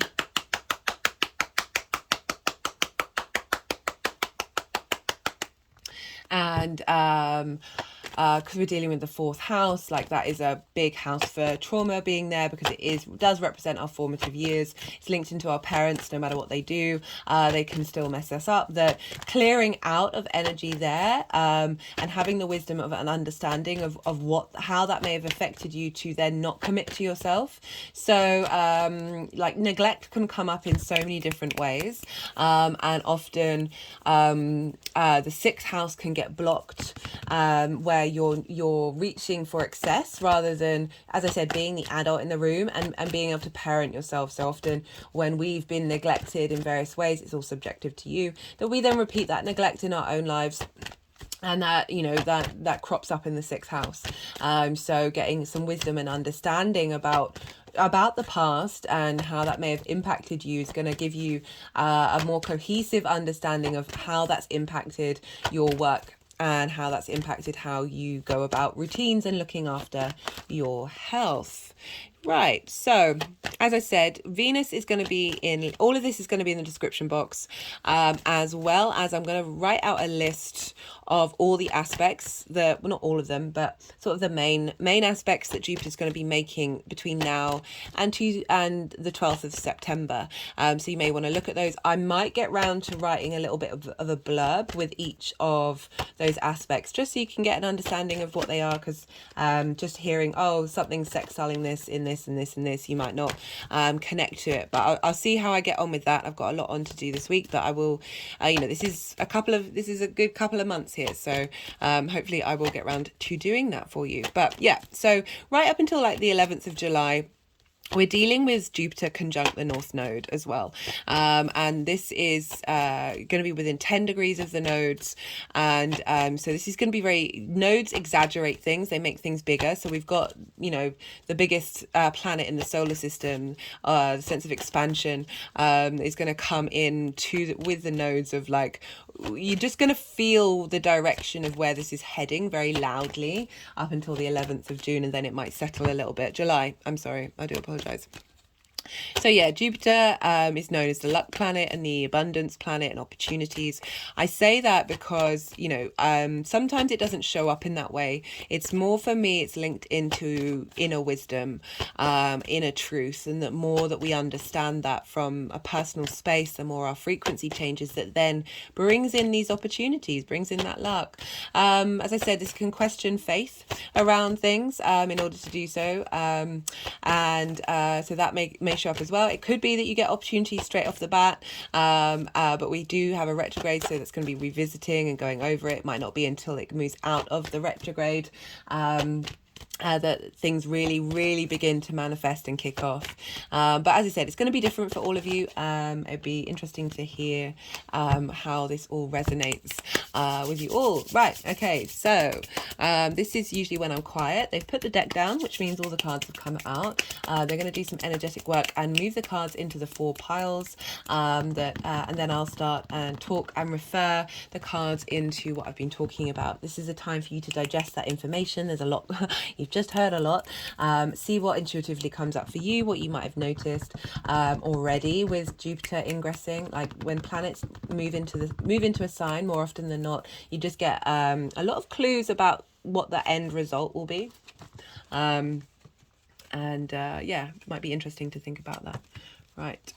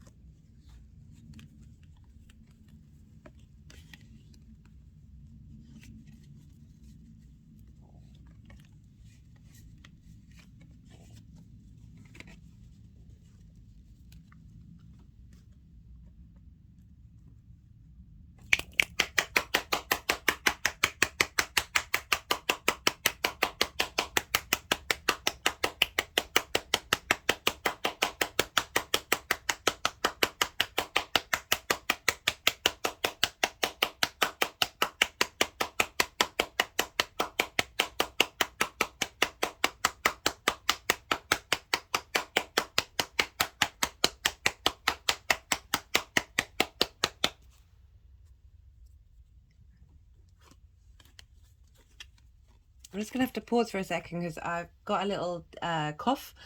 It always happens right when I do Taurus transit because Taurus rules the throat.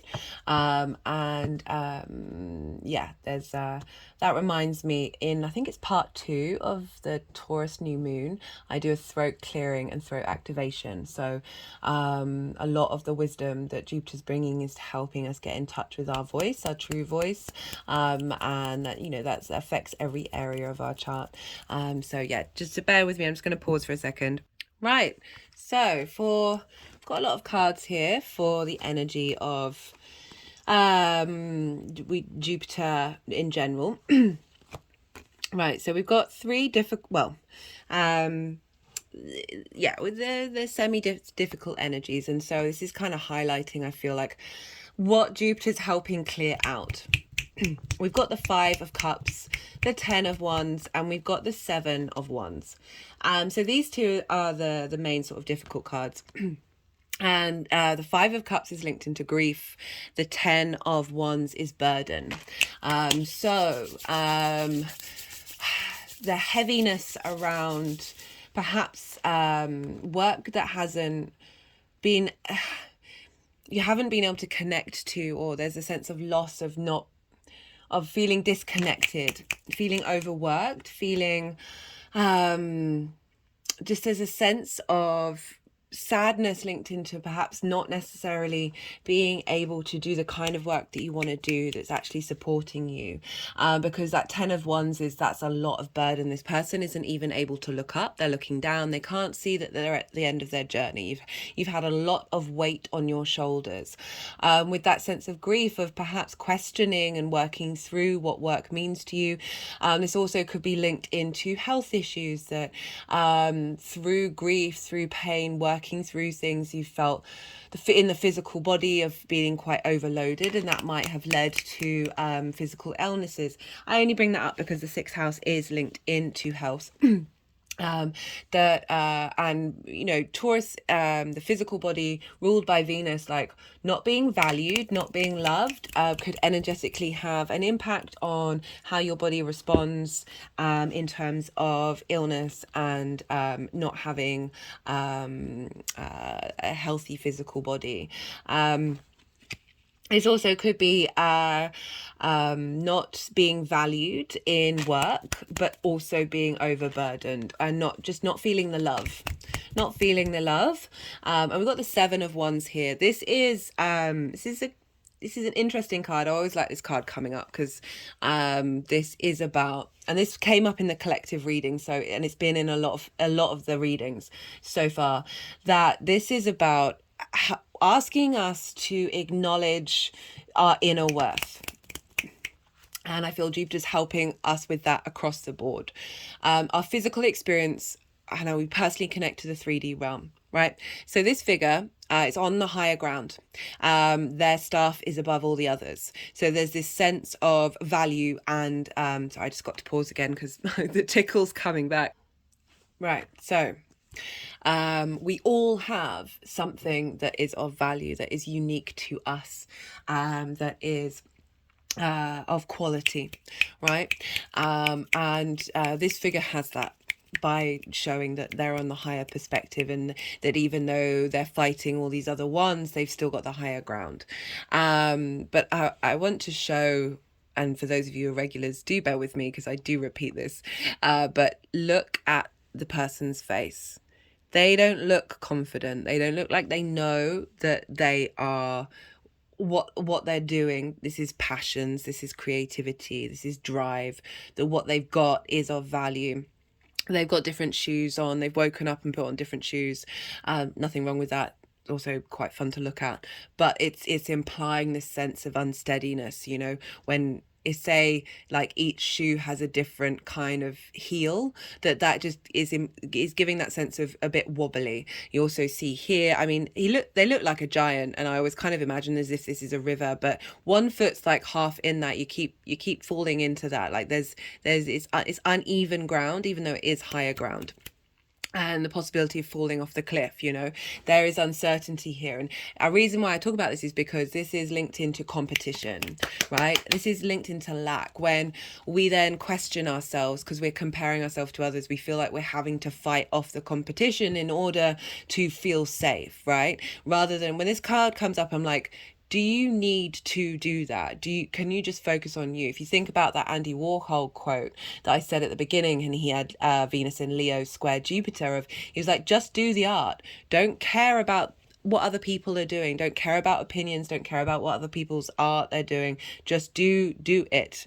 And this card is, I always feel like that's the space that I want to bring that consciousness towards, of look, you've got something and it's of value. It's not only of value for yourself, but it's of value to your community, that if other people are doing what you're doing, it doesn't matter. There is always space. Like we live in a space of lack and competition when we should be in a space of abundance and of appreciation, and tap into that quantum field. So the Eight of Pentacles, this is about work. This is about every day's a school day, learning and growing. You've got to a certain stage, but there's always more to learn. And it is kind of saying, well, it's bringing in this ease. So there's rather than these, that there's burden, there's grief, and there's like unsteadiness. This energy is saying, I appreciate where I'm at, I appreciate where I'm heading, but I'm very much enjoying the process of what it is that I'm doing. So routines, taking care of your health, doing the work, can be this, but I feel that, you know, with the cards that are showing up, it's saying that Jupiter is coming along and helping you get into this mindset of like enjoying the process, not the outcome. And the more that we do that, the more that we set ourselves free. I don't know why I was trying to sing then when I've got the croakiest voice. We've got a lot of other stuff going on. So we've got the Six of Cups with the Star card, healing these wounds, healing this burden, being able to look at all these situations, all of this energy that you may have interacted with on a work, health, or routine level, that this is showing up of Jupiter going, you're going to be able to look at the past with lightness. You know, this is about a gift from the past, and all the cups are filled with flowers. The figure is smelling the roses. There's a sense of, okay, I can appreciate what I may have been through. I can appreciate what's happened, but I'm not holding on to it. That was another thing that Andy Warhol said. He was like, people holding on to things, so, you know, just say so what. I mean, it's not quite so what energy. It's kind of like being at peace with the situation, more Keanu, being at peace with what's happened, and then opening up. And to be linked with the Star card, this is deep emotional healing. This follows the Tower card of things falling apart. This is linked into truly getting into your authentic self. If you notice, she is unclothed. She is lacking in masks. But I like that this is showing up not only for work of healing any trauma you've had around work, but also healing in terms of the physical body, because we are dealing with health here. And it's not just the physical body, but we are dealing with Taurus. But this sense of this renewal that's coming with Jupiter, and feeling like, you know, there's this galactic and earth energy coming together. It's also being able to then shine your light, shine that starlight that you have. We are all third generation stardust, and I like that that's coming in with Jupiter in a difficult house, you know, that we can feel really burnt out by work. We can feel at that space, you know, it tends to be with Jupiter cycles that sometimes there's now a shift because you've closed that particular energy, and that can feel really draining. Right, we've got the World card, the Empress, and the Ace of Wands. Love this. So, hello Venus. This is Venus's card. So this is about enjoying the 3D abundance. This is fertility, this is opportunities, this is expansion, but just enjoying the 3D realm. She is the Queen of Queens. She is a goddess. She is Venus. There is such bounty that she's able to, there's a sense of pregnancy in terms of there's life is being, creation is coming into being, and we've got this with the World. So the World is the final card in the major arcana. This is Saturn's card. We are dealing with a sextile with Saturn during this journey, but this is about knowing yourself.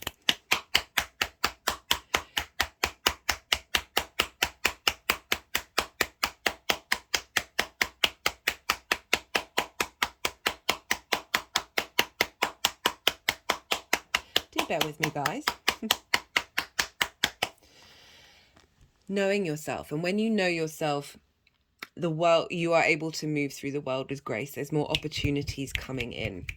So it's the Saturn card. Saturn's linked into restrictions and integrity and boundaries. And I talk a lot about that in the Saturn transit. I really recommend it, that for the themes of Saturn, that the more that we know ourselves, the more that we know our integrity, and we start walking that, the less boundaries that we need, because we get really to the root of things. And then that opens up the frequencies of the world around us. So I really like this combination of the Empress, of this sense of abundance, of feeling good in the world, as well as the innate wisdom and integrity of Saturn. So with this Jupiter transit, it's bringing in the wisdom of these energies to help you truly understand this new cycle of getting to this space of being able to embody this. And it's crowned with the Ace of Wands. This is new passion. So you had a lot of one, you had that 10 of Wands, right? Which is the end of it, the completion of that burden. And now the Ace of Wands, this vitality, this virility of new passions coming through. So that doesn't mean that your work is going to be different for some of you, but it's a new release of life, a new expansion of leveling up of what you're already doing. Or it could be new opportunities coming in, new ways of working with that passion, of bringing in a different dynamic of going, hey, no, this is what I'm doing isn't feeling good. What I'm doing isn't serving my long-term integrity. And then when the Ace of Wands of that Jupiter, of having the confidence to be able to do what it is that you want to do in that area of your life, having the passion, that get up and go, to take care of your health, to find that drive and motivation to do those routines.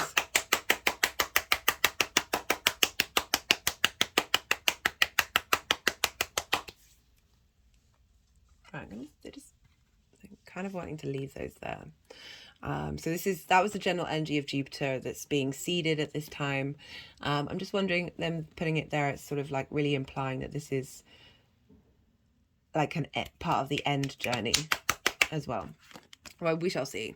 Right, so this is for Venus in Cancer, sextiling Jupiter in Taurus. So Cancer for you, that 8th house dynamic. Love this combination. So Venus in Cancer is ruled by the moon. It's a water sign. So how we connect on a personal, emotional level. The Queen of Cups, very sensitive, very nourishing, very serene. There is a softness to her strengths. She is sitting at the edge of the water and she's looking out. She has before her the vast openness of the ocean and the sky. It is limitless. It is all encompassing, and she's looking into this chalice. And is suggesting that she has great psychic abilities, being able to see clearly about emotional responses, and be able to nourish and understand and support those emotional responses. And I love this with the Ace of Cups. This is renewal, a sense of peace coming in, a sense of abundance. The reason why I focus on the inner work, and one of the phrases that I often say is, give from your saucer, not from your cup. Having Cancer in the 8th house, it can mean that you prioritize nurturing other people more than yourself. And that can be very, very draining. It often means we're giving from our cup, not from our saucer. When we give from our cups, we give from our saucer, that is when we give from the overflow. We are giving from a space of abundance. So by doing that, we are putting out that abundance energy out into the world. It's not selfish, it's actually long-term nourishment for us all collectively. Doesn't mean about being selfish, it's about being integral to yourself, from a deep mindful space. But this combination of Venus, that outside world, feeling nourished and supported from the outside world, but also getting that dynamic between you and the outside world in a really healthy space. I love that we've got the Dove of Peace here, and how that is going to affect how you operate in your work, how you operate in your health and your routines. This sense of renewed nourishment, opportunities coming in from the outside world that is going to seed this space of you taking care of you. And when you do that, you are then able to nourish others in the work that you do, but not to the point of burnout. Like, look, burnout. This is burnout. This is, you're so overloaded, not only by your stuff, by other people's stuff as well, that you can't even enjoy the journey that you're on. Sometimes burdens and hard work is a really valuable thing, but that 10 of Wands, the messages that I'm getting through from that is like just, and this beautiful renewal coming in. You've got 2 aces, guys.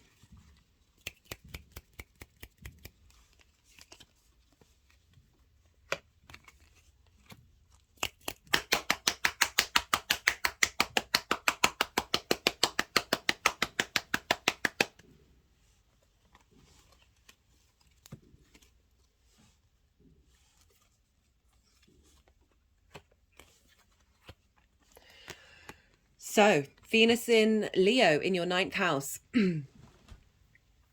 How you map yourself out in the world, your perspectives, your philosophies, what moves you in the bigger picture. This retrograde, and this is feeding by square into your work. So there we've got another difficult wand energy. We've got a lot of fire energy here, Sag, not surprising, you are a fire sign. This is about creativity and passion. And the 9 of Wands is about, you've still held true to you, but you've felt like you constantly come into battles. Like it's not been easy. It's not been easy. And again, with that 7 of Wands, where I was like, do you need to think that you're in this competition space? It's like, this is, do you need to be in a conflict space? Yes, there may have been situations that come up where you don't feel seen, you don't feel valued, and you feel like you've got to fight for your passions to stay alive, but you're exhausted. Again, this is another sort of burnout energy, that how you're viewing yourself in the world. Your perspective is that the world isn't supporting you, that you're having to fight for who you are, and this can impact your work of just being that sense of conflict that you, and but at the same time of not being valued and not being seen. And we've got this with the Magician, so opportunities are going to come up to clear this out of the way, because these are very, very different energies. This energy is focused on other people coming towards them and attacking, and this energy is, I've got all the resources I need, I don't care, I'm going to do what I want, I'm able to create magic, I have a sense of command and control within me, and I am able to take action. So interestingly, like we've got like these cups and the Queen, sort of very night yin energy with Venus being in Cancer, and now we've got fire and we've got Mercury. We've got also the Magician is more action based, more direct, taking that action. So opportunities are going to come up about you figuring, you looking at yourself in a different perspective in the world, and how that is opening up and helping you understand you have the resources to change, to bring in the things that you need, the things that you want. You have all of that within you. The final card is the Knight of Pentacles. Now this I really like, because this is so how this energy is sort of manifesting before we're heading into the retrograde. The Knight of Pentacles, slow and steady wins the race. This also came up in the collective reading. The most loyal of all the knights. It has oak leaves in its helmet, implying wisdom. Look how big this horse is. This is the biggest horse. Stable, secure, safe. You are able to defend and protect that which is important to you. And you're going to be going with this retrograde, we're going to be going on a journey, we're going to be revisiting things, and you've got this strength here, this very powerful, grounded energy, loyal, long-term thinking that is taking you into that retrograde after this, just this massive boost. I mean, look at it. It's just glorious. We've got abundance and play and love, along with this sense of I can move through the world with a bit more ease, and the passion coming in of that Ace of Wands. So really enjoying that for you, Sag. I'm going to pause for a second. I've got that tickle come back, and then I will pull some clarification cards. Right. Let's... Interesting. Okay, so this energy is kind of wanting to just be like, this is the sort of the main theme that's coming in. There's going to be journeys along the way, but the slow and steady wins the race. Like this is what's being seeded for you. The Jupiter is going to be making the retrograde over the same degrees of the Mercury retrograde as well. So we're going to be revisiting what we've already been working on. Also, up until the 11th of July, Jupiter is going to be connected to the nodes, the North Node. The North Node makes things very big, so we've got a lot of big energy about what's coming up to play for the next year. Up until the 11th of July, I will be putting all of this in the description box, as well as a list of sorry if I've repeated myself and already said this, as well as a list of the aspects Jupiter is going to make during its up until the 12th of September during that transit. I may find time to write little blurbs for each of them, because for those of you who aren't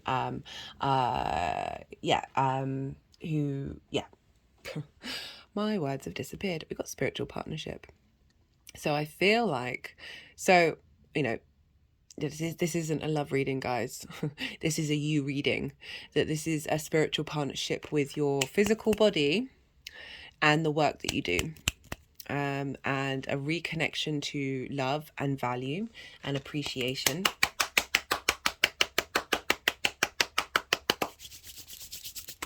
For some of you, I mean, we are dealing with Venus here. That it could mean, okay. I was about to say it could mean that you find someone through work that feels like a spiritual partnership.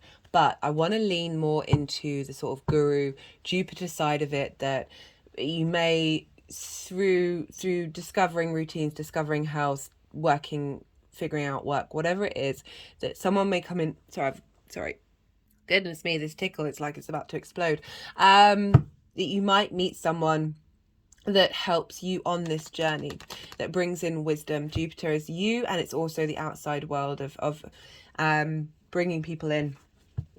So yeah, that could be definitely a thing, as well as your own spiritual journey with yourself, and being in partnership with yourself. As I said, being that adult in the room, we can find that difficult. It's a constant journey.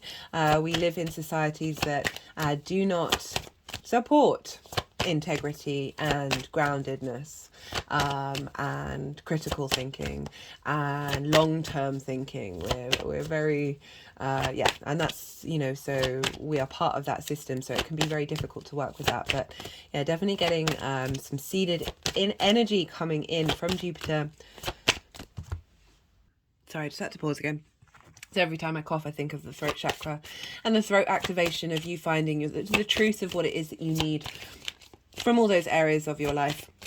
And it may feel a little, because it's an inconjunct, it might not be as clear cut as it is for those of you, you know, you've just had a trine with Jupiter in Aries, which might have felt a very, very easy energy. So with the inconjunct, it can just be a bit confusing, a bit cross wires, but you're going to know innately in your body. Spend time with your body, spend time in nature, slow down, listen to what things are trying to tell you, reconnect. And that's where the wisdom's going to be, because we are dealing with earth signs. For a lot of the, we've got emotion, control of self, right? Yeah. So, with that Venus transit, that dynamic of being aware of like how dynamics relationships are and how there might be imbalance. Maybe you'll give too much or take too much, and how that can cause frustration and give blocks. That how you emotionally connect is coming through. Like there's a real strength here with that sextile with Jupiter of what works for you.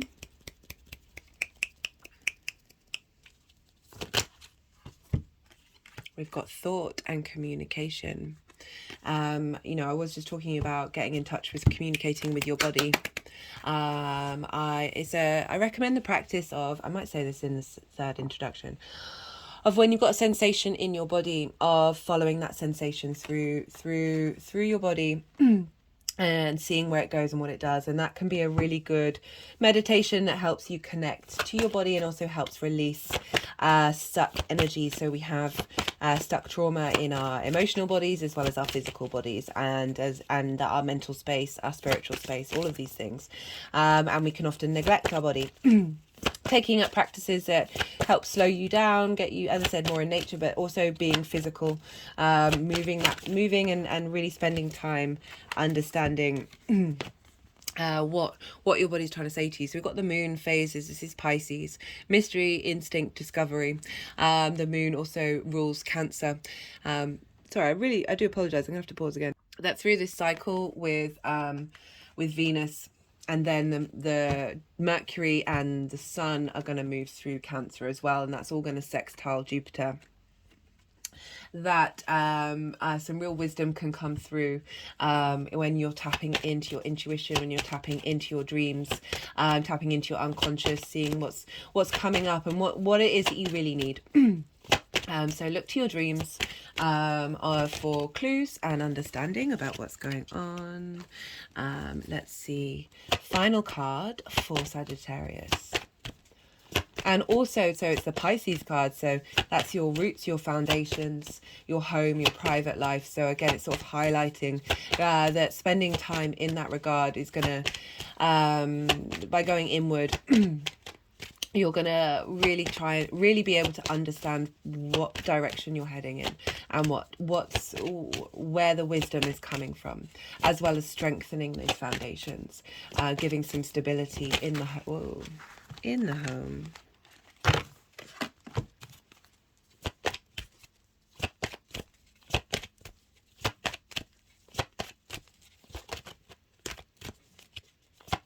Yeah, so Venus is retrograde for most of this, and so it's really letting us know that we can take our time.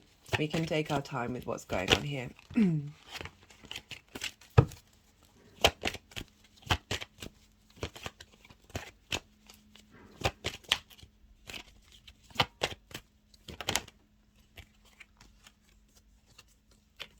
Okay. What are they wanting to do? That deck doesn't seem to want to come out. We'll go back to the First Light Tarot.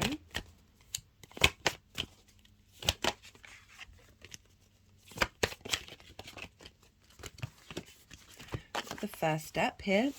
They've been doing that a lot. The first step of how you communicate with yourself. First step is how you communicate with your body. Really highlighting, like leaning into taking your time with that, especially in a physical sense, and how that might impact your work. Right, I'm going to leave it at that, Sag.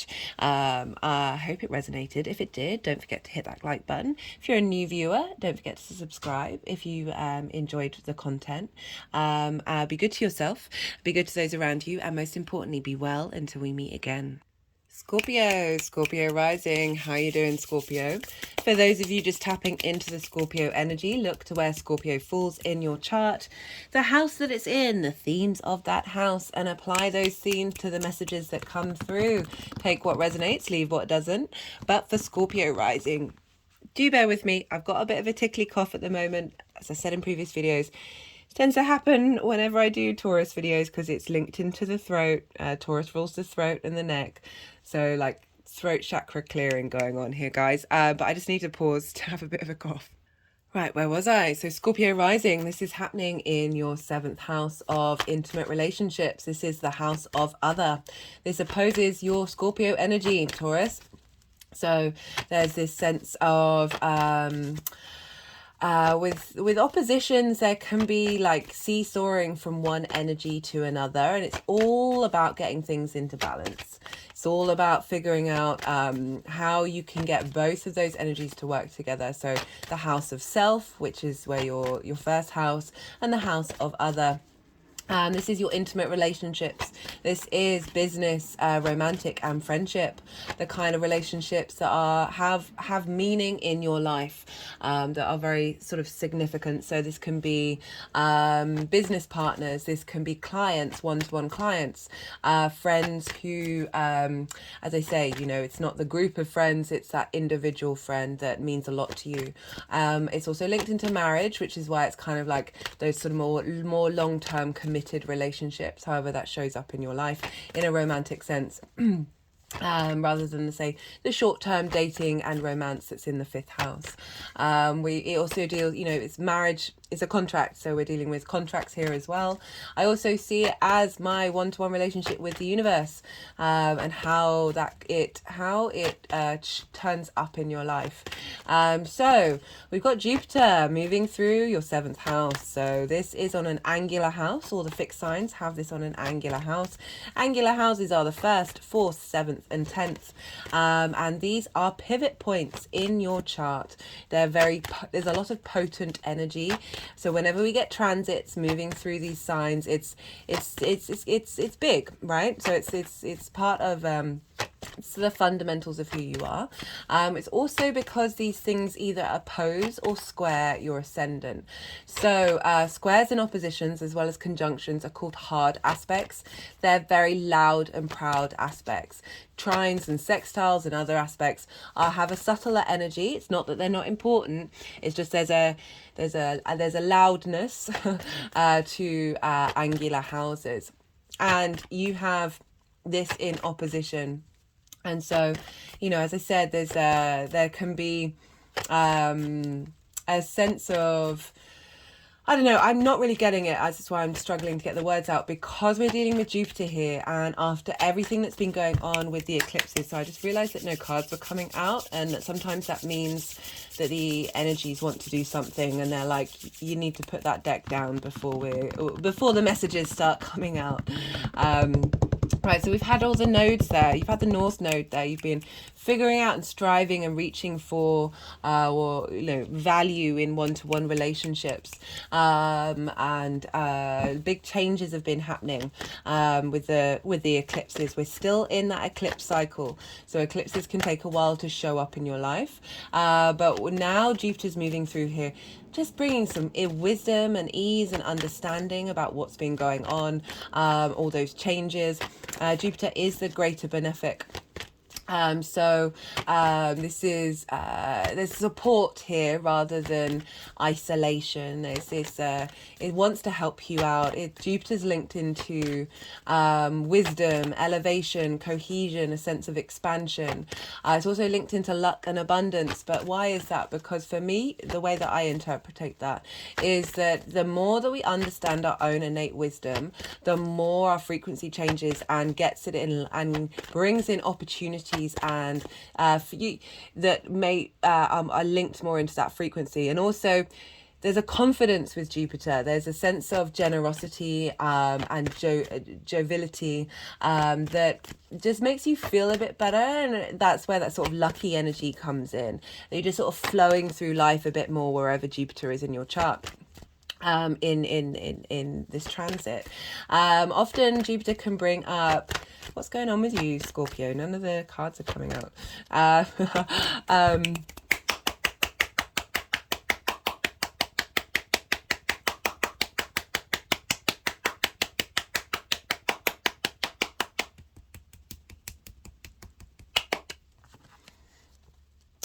So Jupiter can bring up tests of faith, so that can feel a bit difficult, but it's in order for you to understand what you don't want, what you don't need in your life, and help you get to the roots and foundations of your innate inner wisdom.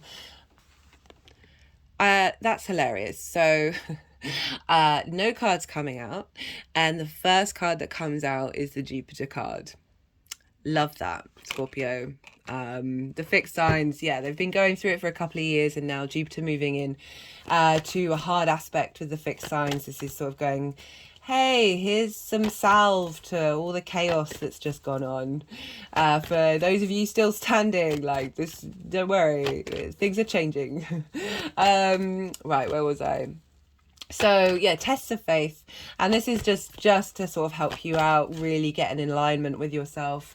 Opportunity, it's all going to be very different for everybody's chart, but basically at the end of this transit, it's going to be a year. This reading is up until the 12th of September while Jupiter is direct. It's then going to go retrograde, where I'll do a separate video. But it takes a year. Look to the summer of 2011 to the summer of 2012 to see what new cycle started in this area of your chart then. And because we're starting a new cycle. So either shifting gear and changing directions, or leveling up where you've been before, or both. That opportunities may pop up straight away. As I said, it's all going to depend on your chart, or things are going to take a time to digest and time to reveal themselves. I've certainly been getting the message that let's take it slow, let's cultivate, let's observe, let's be a bit more mindful. Slow and steady wins the race. Scorpio, what's going on with you, Scorpio? But at the end of the cycle, so May next year, like across the board, every Jupiter transit is you're gonna feel more confident in that area of your life. It might not be fully embodied, because we've got cycle after cycle, but there's just more ease, more flow. I said that generosity, that confidence that Jupiter can have, it is embodying itself in each degree of that part of your chart. In that area, Taurus, our physical body, our sense of value, appreciation and love. We're dealing with Venus here, our physical senses. Can be stubbornness with Taurus as well, so Jupiter can help elevate that. Jupiter can also expand in our need for one-to-one relationships. You might want to just spend more time in that dynamic, and I always sort of try and bring up sort of exaggerated idea of what Jupiter can be. So I use the example when I was talking to Aries, because when I had a Jupiter transit I used the transit that I had in the 7th. So this was in Aquarius though, so this was a different matter. When Jupiter, so it was that great conjunction between Jupiter and Saturn that entered Aquarius at the same time, that I spent the day, it was on the winter solstice, I spent the day in meditation, doing a lot of Kundalini yoga. I was very much getting in a very spiritual place. And I was thinking about the divine masculine and divine feminine, sending love out to them, wanting to combine them and unionize. Yeah, let's unionize and revolt, guys. And just holding space a lot for it, working through all the roots of where that energy comes from, and where the unintegrated masculine and feminine comes from, that survival need, and just feeling very in touch with my body, in touch with that dynamic, the kind of relationships, and therefore taking it to like what kind of one-to-one relationships I'd wanted to bring into my life. Just feeling really good, really, really good. And I stop, and the meditation that I was doing, and I go out, and the kitchen is, and I was living with an Aquarius, the kitchen is an absolute state, and the person I was living with, the Aquarius, a friend of mine who was male, had taken out some frozen food, this one portion of frozen food that I'd put in the freezer, and taken it out. Hadn't done any washing up, hadn't done anything, and didn't, like, the place was, I'd been doing so much over the last couple of weeks, and I was just, the fact that they'd taken out food that I had made for me, to feed themselves, and it was just like I was in absolute rage. It's one of those, it's kind of the straw that breaks the camel's back. So it was this really weird dichotomy of, and hilarious that they're in Aquarius, this really weird dichotomy of like getting to a very healthy, beautiful space of thinking about those dynamics, and then bam, admittedly it was conjunct Saturn, so it's a different vibe. Bam, here is something that is going to push your button and make you think about what's important to you, and highlight, okay, like that testing of the faith. Yes, I've embodied this feeling, yes, I've embodied this wisdom, but when it shows up in a different way in your life, are you going to falter? Are you going to sacrifice and get disappointed and not hold up to that wisdom and that ideal of what it is that you want? The universe is often sending us things that where it's like, oh, this feels uncomfortable, this doesn't feel what I was wanting, what I was expecting. And the more that we're able to walk through those moments with grace, the more that we integrate our frequency and maintain that of what we want, rather than feeling that disappointment, that grief, that frustration. Yes, I felt all of those things, but I was able to move through it a lot quicker. I just found it funny. That was a really funny example that showed up. It was, and I talk about how you look to Sagittarius and Pisces because they are ruled by Jupiter, of the themes of how that showed up. And so the 8th house is your dynamic between you and the other person, of feeling like you've given too much and then someone's taking from you, as well as the 5th house of that creation energy of having spent a lot of time in sort of spirit, at a very spiritual place, and cultivating my creation force, the integration of the divine feminine and the masculine and the spirit, and then bam, here's something to come and disrupt you. So I just want to pause for a second. So I just wanted to use that example of some things that can come up with Jupiter that might not all seem all abundance and luck and opportunities. But it is an opportunity, and it's how you're going to deal with it. So yeah, as I said, can question faith, can also bring up lots of opportunities, can take time to build. As a year cycle, Jupiter is a forward thinking planet. It's a 12-year cycle, so it's planting seeds for the next 12 years. And you may see this show up quite loudly, or you may not. It doesn't invalidate the experience. It's going to be very, very personal to you. But I just want to let you know I've experienced all of these different frequencies and all of these different ways of dealing with it. And sometimes a Jupiter transit isn't as loud as others. And that's just because it may be taking more time to cultivate. And I just don't want anybody getting disappointed, because I know we all hype up Jupiter. But it's the wisdom keeper. It's linked into gurus, teachers, priests, the law, very much those higher principles, that sense of knowing. But yeah, well, I really, after that Jupiter transit, I just felt very confident in my 7th house. I felt very confident of what it is that I needed in that dynamic, and where I was prepared to draw the line. Admittedly, we're dealing with a different sign here. That's Aquarius. That's ruled by Saturn. That's got a different agenda, right? Here we're being ruled by Venus, and the moon is exalted in Taurus. So we've got this sense of love and harmony, this sense of value and appreciation, as well as your intuition, your needs being met, your needs being raised on high. The moon is in her exaltation here. That there's going to be a lot of support coming in of not only the kind of relationships you're drawing towards you, business, friendship, romantic, or how you view them, right? So it could be that intimate relationships are wisdom bringers to you, to help you understand what it is that you need, or you are embodying the wisdom giver in that dynamic, in that one-to-one relationship, as well as just getting more confident in yourself. Remember, this is opposite the house of self, so sometimes we can prioritize our intimate relationships over our own needs and over who we are. Jupiter doesn't want that. Jupiter wants these things to be in balance, be in harmony with one another. So you may feel that reach, that need for those intimate relationships, and it will, if we stretch that too far, it's asking you to prioritize yourself. It's asking you to see that intimacy in the relationship that you have with yourself. Like, I really recommend, a lot of that stuff with the Keanu stuff was like about being lonely. He was talking a lot about loneliness, and how cultivating that inner space with yourself, that intimacy with yourself is such a fundamental tool to your inner peace. I really recommend talking to yourself.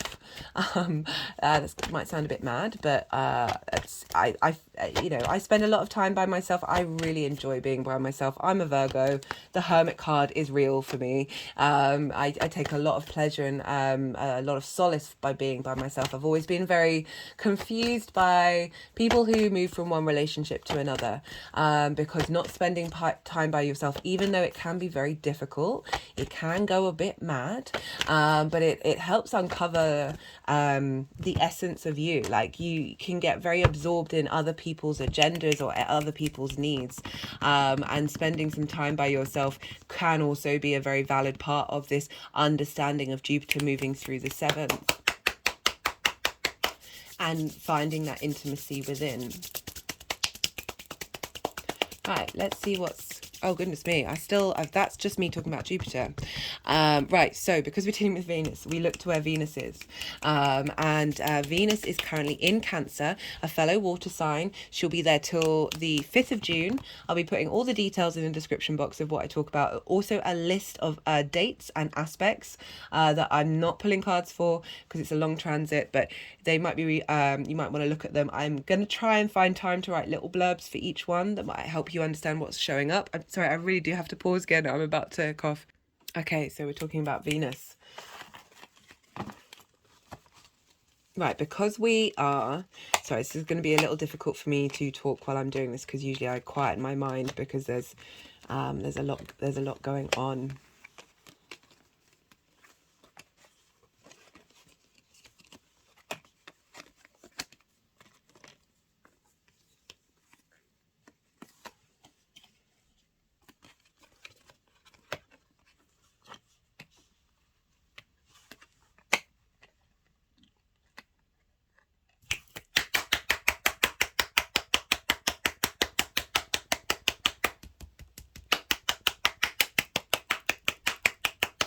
Yeah, so Venus is in Cancer and will be till the 5th of June. And this is it's a fellow water sign.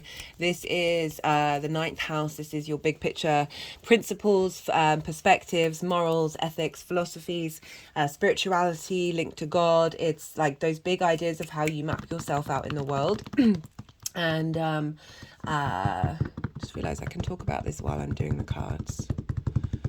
Sorry, they've just jumped. Usually I've said everything that I've needed to say by the time they finish doing the cards, so I'm going to integrate it in a different way. Do you bear with me, Scorpio? Let me jump to Sagittarius and Pisces, right? So you have Sagittarius in your 2nd house. So this is your values, how you manifest, how you make money, what you value and how you value yourself. It could be that you, through this journey with Jupiter in Taurus, and those intimate relationships, that you find a new sense of value of who you are. And then that sort of opens up, breaking old links, and opens up the space of you being able to manifest from a very powerful space. Also Pisces, that is in your 5th house of creation energy. This is linked into creation energy, fun, amusement, romance and dating, but also children. So any of those things may come up. These areas of your chart are being leveled up by Jupiter, but they can also bring in themes linked into that are part of the Jupiter transit. So creative energy, self-worth, linked into that dynamic of one-to-one relationships. Business, romantic or friendship. Right, so is everything where they need to be?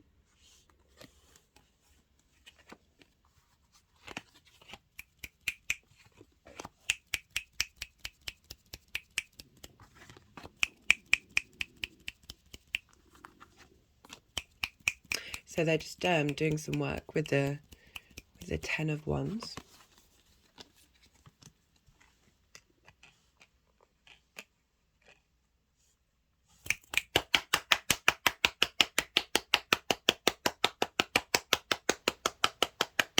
There's 4 piles. The first pile is the general energy of Jupiter in Taurus. The second is Venus in Cancer with Jupiter, which I will talk about when I do the cards. And the third pile is Venus in Leo with Taurus. And then the final pile is how this energy sort of manifesting and cultivated what's been going on and how that's moving into the retrograde.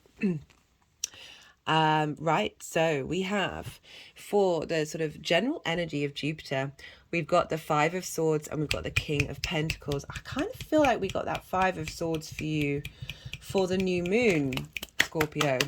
For those of you who, I really recommend the collective reading for Jupiter in Taurus, as well as the new moon collective reading, because that was the first lunation and it was in Taurus, with Jupiter being in Taurus. So that had big, powerful Jupiterian energy.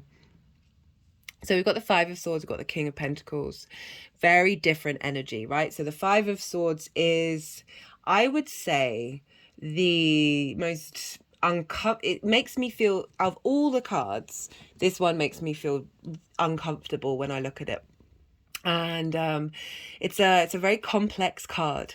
It can highlight many different things, but it's about conflict, winning, but at what cost?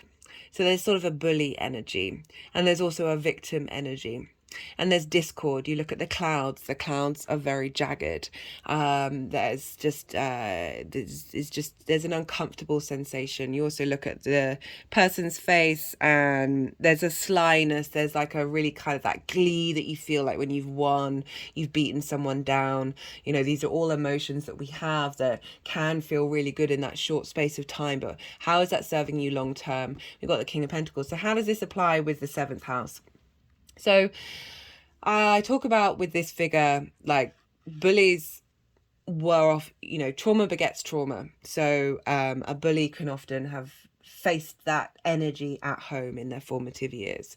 I'm not justifying it. I'm just holding space and empathy for it. That an understanding at the root of things that outside experiences can impact you. That also we've got, so when you've been made to feel small, you then in turn make others feel small. We've also got this sense of those who have been lost. Like it's a difficult one with that with the 5 of Swords in the 7th house. Is like there's lots of different dynamics at play, of holding on to either of these energies, of wanting to win, of feeling, you know, being in dynamics that are combative, and then holding on to the space of, oh, I've lost. Now this is, you know, there's a sense of victimhood here, of not being able to leave that energy. So the 7th house, Jupiter moving through here, clearing out however this is showing up for you. It's a very nuanced card. I always struggle to find, because we're dealing with a general reading, like this can show up. You can be both of these energies, sometimes not even realizing it. It's often very hard to observe our own actions, especially when they come from an unconscious space. We're dealing with swords here. This is words, battles over words, not feeling, taking up space, and diminishing other people's space. And this can show up of how that dynamic's been for you, or how you've been in that dynamic, or both. Like, we hold space for all of this. I can't stress that enough. But it's not long-term thinking, whatever this is. And the King of Pentacles is coming in. This is the overall energy for Jupiter in this particular time frame. The King of Pentacles is, you know, Taurian energy.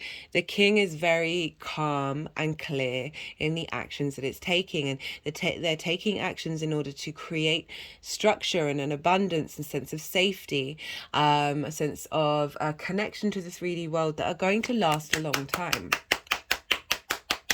So what does that mean? Jupiter helping bring in a sense of your inner authority in your one-to-one relationships. you know, you've got two kings here. You've got a king at the beginning and you've got a king at the end. It's really showing, highlighting maturity and authority and clarity in what it is that you're doing and what it is that you're saying. You know, this is Pentacles, this is earth energy, this is abundance. So also saying that there are opportunities coming in to help give you long-term stability. On a romantic level, bringing in an earth energy, or an energy that is embodying the wisdom of the King of Pentacles, or a business partner, or your clients, or a friendship dynamic, of getting that support from your one-to-one relationships, as well as you being embodied in this space of just this groundedness, this loyalty, this long-term earth pentacle energy. Yeah, there's a very opulent king, a sense of comfort in those dynamics. So this is for Venus in Cancer, is going to be impacting Jupiter in Taurus, because Taurus is ruled by Venus. So wherever Venus is, she's going to be bringing up themes that are going to be linked into how Taurus is expressing itself. And we've got, you know, Cancer is your 9th house of your perspectives, right? How you map yourself out in the world, teaching, learning, going to a different environment that is unfamiliar to you in order to broaden your perspective. It's all of these things. And we've got the Hanged Man, the Ace of Cups and the Knight of Cups. So this is about wisdom. This is, you know, so Venus is helping harmonize the Cancerian area of our life, of bringing in value and appreciation to what it is that you have to share. Finding, you know, really honing in, being in pause during this time of the Hanged Man is about limbo. This is about changing your perspective. Being Odin was upside down on the world tree for 9 days and 9 nights, and at the end of it received the wisdom of the wounds, the runes, not the wounds. He did pluck out one of his eyes, but you know, we're not doing that right now. That this is Neptunian energy. This is about divine wisdom that you have within you, and sometimes we need to change our perspective. In some traditions, like just being on top, like doing a headstand, can change the physicality and your perspectives. Just a simple thing like that. So this is asking to cultivate during this time, to absorb, to draw inwards and cultivate the innate wisdom that you have within you. We've got the Ace of Cups. This is renewal. This is peace coming in. This dynamic of abundance, emotional abundance. And the Knight of Cups, defending what's important to you. My hand has just gone over my heart chakra. Being lighthearted, being romantic about the situation, being able to just, there's sense, you know, the horse is white. There's that sense of purity, that sense of openness of the Knight of Cups, of knowing what's important to you in your relationships, based off what your perspectives are, with that Venus energy feeding into there. And again, it's backing up your creative energy and your value system and how you value yourself this transit. So whatever comes up with the dynamics of one-to-one. I also, you know, was talking about that dynamic with yourself as well. So for Venus moving into Leo, she will be there from the 5th of June, right up to the end of where I'm stopping reading, which is the 12th of September, when then Jupiter goes retrograde, and Venus is going to be retrograde in Leo. I'll be doing a separate transit video on that. So she's moving on the 5th of June, and then on the 19th of June, she's moving into shadow period. So this is when she's going over the degrees that she will retrograde over. Shadow period can be intense. It can often be stronger than the retrograde itself. So, you know, the main message with all of this is like cultivation. We're here, we're learning what's big cropping up. We're then going to have the retrograde with Jupiter. And that's really highlighted by the ruler of the sign that Jupiter's in is having a massive retrograde. So we're contemplating, we're revisiting, we're strengthening a new sense of value with Venus in Leo, a new sense of appreciation and love for that area of our chart. And you're having this in your 10th house. Leo squares Taurus and also squares Scorpio. And the 10th house is your life purpose, your career, your reputation, how the outside world sees you. It's also linked into bosses. But it doesn't just have to be work. It can be any sort of vocation that you have that gives your life purpose, right? And we've got, so Venus moving through there, getting value and appreciation and revisiting that and going over old limiting beliefs that may have blocked that as well with that revisit, and really helping give you a boost. I remember the last time we had a retrograde in Leo, very much felt everyone was getting a revamp and a renewal and a sense of renewed appreciation and value of self. So you're getting this in, again, another angular house, so it's going to show up quite prominently. Yeah, just, you know, the blessings of Venus in a square with Jupiter. So squares can bring up conflict, drama and frustration. I don't really get the vibe with this, and if they do, I think it's going to flow really easily because we're dealing with Venus, we're dealing with Jupiter. They are the two benefics. They really want to help you out. Like, they're not here to get you, not that the other planets are, but there's different ways in which the planets help us grow and evolve, and Jupiter and Venus are a little kinder, a little softer, a little gentler. So we've got this square, so that's friction, bringing things into fruition, and that's very abundant by the cards that have come through. So we've got the 10 of Wands. This is burden. This is feeling overloaded, feeling you can't, even though you're nearly at the end of your journey, you're not even looking up. You're so weighted down that you're hunched over. There's no openness. You're not seeing the sky. You are in the moment of the weight of this burden, right? That's heavy, heavy energy. And what's coming along? Well, we got the Wheel of Fortune. This is Jupiter's card. This is things are on the up. Things are moving forward. There is fated change coming in, linked into your career and your one-to-one relationship. So bringing in perhaps a business dynamic, or meeting someone who is connected to your work, or just feeling not, because this doesn't just have to be about work, this can be about your one-to-one relationships, of feeling like they're always really heavy, and there's not ease with the dynamic, that this is being lifted, this is being seeded at this time of transformation, because the Wheel of Fortune, it's major arcana, it's things we can't really miss, and it's the Jupiter card. It's wanting to let you know that there is change coming, there is growth coming, and it's coming with the 9 of Cups, which is just beautiful. So this was the main card that came up, that I really connected with Jupiter in the collective reading, you know, with the Happy Buddha that I've got here. So this is the wish fulfillment card, right? But it's not just wish fulfillment. I feel like, you know, that can be quite limiting, because that might come up and then people are like, well, my wish hasn't come true. So this is about embodying gratitude and appreciation and that sense of abundance as if all your wishes have come true. It's really hard to do. It's really hard to do, especially when things don't necessarily go the direction that you want them to go in. But this is a huge shift of going from that 10 of Wands to feeling good about your life, feeling good about that dynamic, those areas of your chart of how you are interacting with those things. There's more abundance, there's confidence here. The final card. This is how this energy is cultivating, how it's manifesting, moving forward into that retrograde. I love this for you, Scorpio. This is the King of Swords. This is clarity. Got 2 kings here.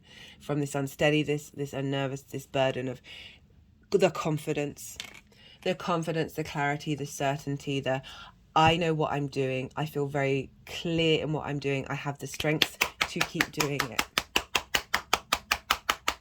And I love, the reason why I said I love that coming up for that retrograde, because retrogrades can be difficult. It is for Jupiter about going inward. and questioning, and finding your inner wisdom. And I like how the King of Swords is showing up straight away, leading into that retrograde energy of not getting phased, being able to see the truth clearly.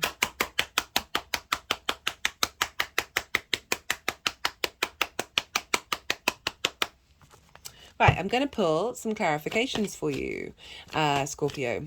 Right, so between now and the 11th of July, Jupiter is going to be within 10 degrees of the node. So this is the North Node, conjunct the North Node, opposing the South Node. We've all had lots of eclipses here. And we're, Jupiter moving into Taurus is helping us all, no matter where it falls in our chart, of bringing wisdom and understanding of all those changes.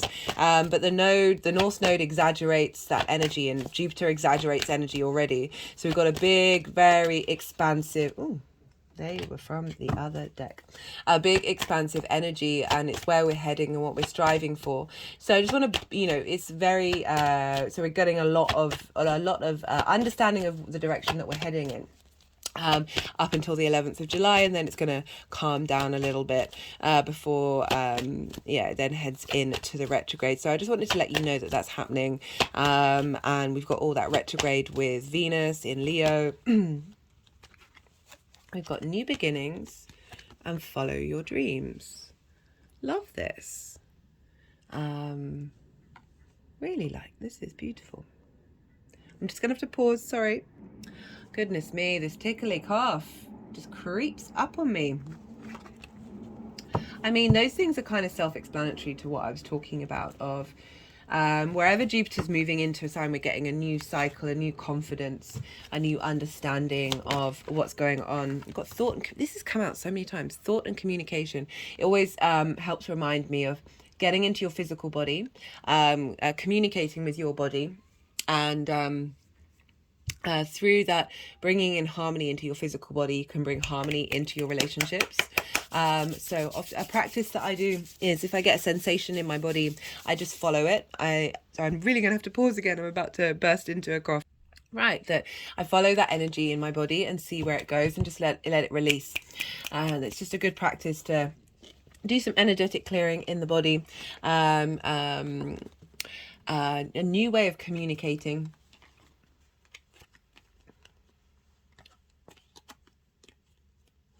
Okay, so that's gone over communication, follow your dreams, and new beginnings. A new way of communicating with yourself. Again, it is opposing the first house of being able to move with grace through intimate dynamics that in fact opens you up to we get a lot of codependency with the 7th house, that so we got the outcome card.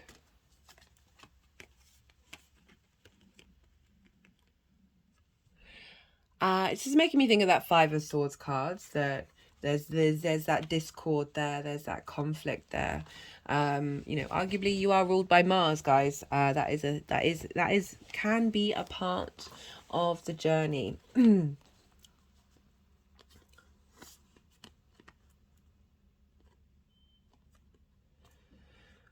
Also we're dealing with the 9th house of teaching and learning, as well as your career, that communicating,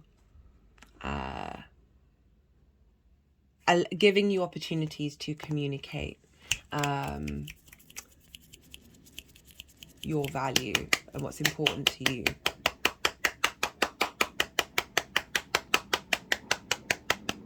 And that in turn opens up possibilities of the one-to-one relationships, friendship, business, romantic.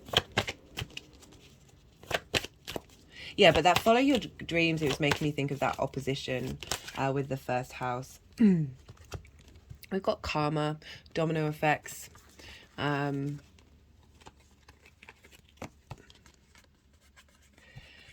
they're wanting to go over the domino effect, like things are in motion. Things are in motion. Clearing out karma, as the Scorpio rising, you are ruled by Mars, and that is one of the things one of the, I mean, all aspects, all planets, all have different frequencies and unintegrated things that that we are here to work on those. Yeah, so where was I? But the follow your dreams. So that's like highlighting Jupiter can make you create, like expand in that area of your life, but you shouldn't do it in and sacrifice the opposite sign, right? And the follow your dreams, that's very personal to you. That's not based on other people.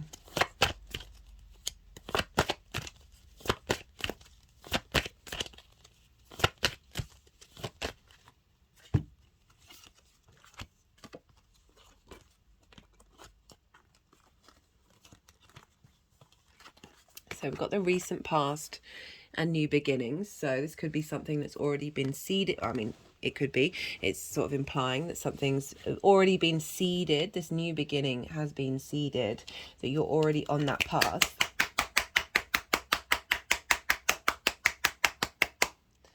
And I guess to not let go of your dreams, of even if they, you know, I talked about that, about how in that dynamic that I had, the example that I gave, like it just, I was in a situation that felt the opposite of what I wanted, but I didn't let it shake what those dreams were.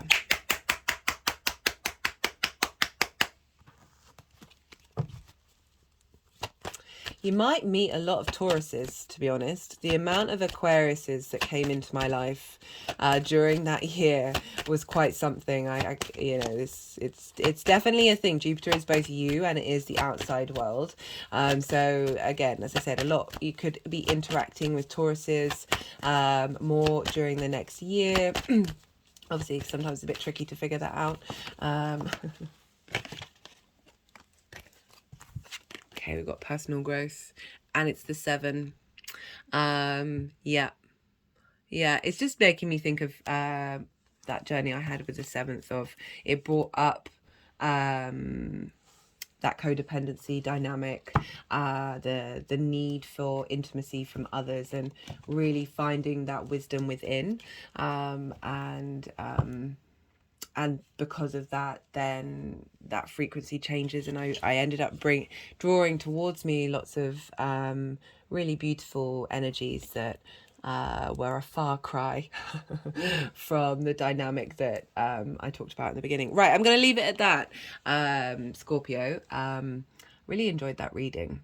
I like the 2 kings. I really do, as well as the sort of the shift from the 10 of wands to the 9 of cups. Lovely stuff. Right, I'd love to hear from you. If any of this resonated, don't forget to hit the like button. Subscribe if you're a new viewer. Hello and welcome. And yeah, be good to yourself, Scorpio. Be good to those around you, and most importantly, be well until we meet again. Libra rising. How you doing, Libra?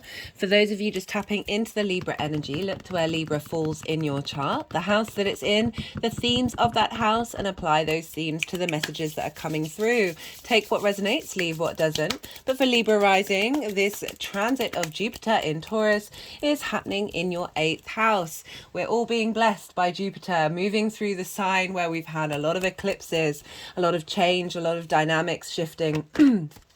New beginnings, endings, culminations, big, intense, quite chaotic energy, bit disruptive. And now Jupiter's coming along and helping us get some wisdom and some understanding and some confidence over what everything's been going on for us since January 2021. Now, the 8th house, well, let me start off by saying that Libra and Taurus energy are in conjunct with one another. So this is wherever Libra falls in your chart. And an inconjunct is where traditionally they don't have things in common. So Libra is a cardinal air sign. It's yang and day in nature.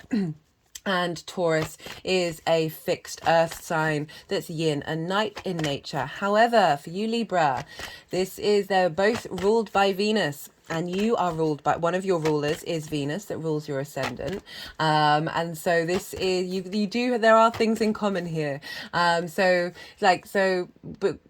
I always talk about how it's, imagine having a conversation with somebody where there is just nothing in common. It takes a while to get to a space where you can find some common denominators and really open up that conversation. It can be a bit frustrating, a bit crossed wires, just a bit like it's struggling getting the momentum going. But once you do, and once you get these two energies to work together, that's when the magic comes in, because you can then use these different perspectives to create something new.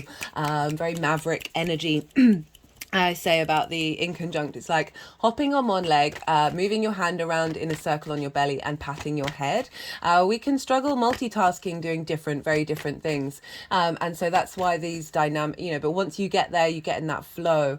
You're juggling a bit more plates with an inconjunct. And so, but regardless of that, Jupiter moving through any sign just helps bring a sense of confidence, a sense of ease, a sense of understanding and wisdom. Jupiter wants to elevate, wants to inspire, wants to bring cohesion to you. It's all about wisdom. Jupiter was very much linked into gurus, teachers, priests. It's linked into the law. So it's these kind of big picture perspectives, this sense of knowing.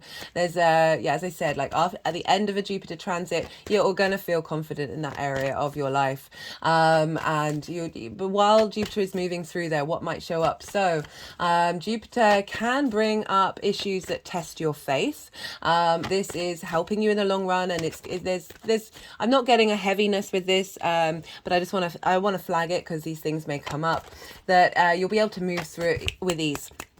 Right, it's not going to hold you down for very long, and in order to do that, the reason why these things crop up is to help you then get more wisdom and more understanding and a sense of expansion of what truly matters to you at the core of who you are. And Jupiter can also bring in opportunities. The reason, Jupiter's linked into being abundance and luck and opportunities. And why is that? Well, for me, my interpretation is the more that we understand the more we bring in a deep sense of wisdom and clarity and understanding and perspective of what's going on, the more we change our frequency, the more then we draw in these opportunities that suit that frequency. So as I said, Jupiter can bring in opportunities, but also it can take a while to digest, and for these things to come up. We're going to have a retrograde, and so this particular video is for the 16th of May to the 12th of September, when Jupiter is direct. It will then have a retrograde from the 12th of September to the 31st of December, and it's going to be covering the same ground that Mercury's just retrograded over. So that's 15 degrees back to 5 degrees.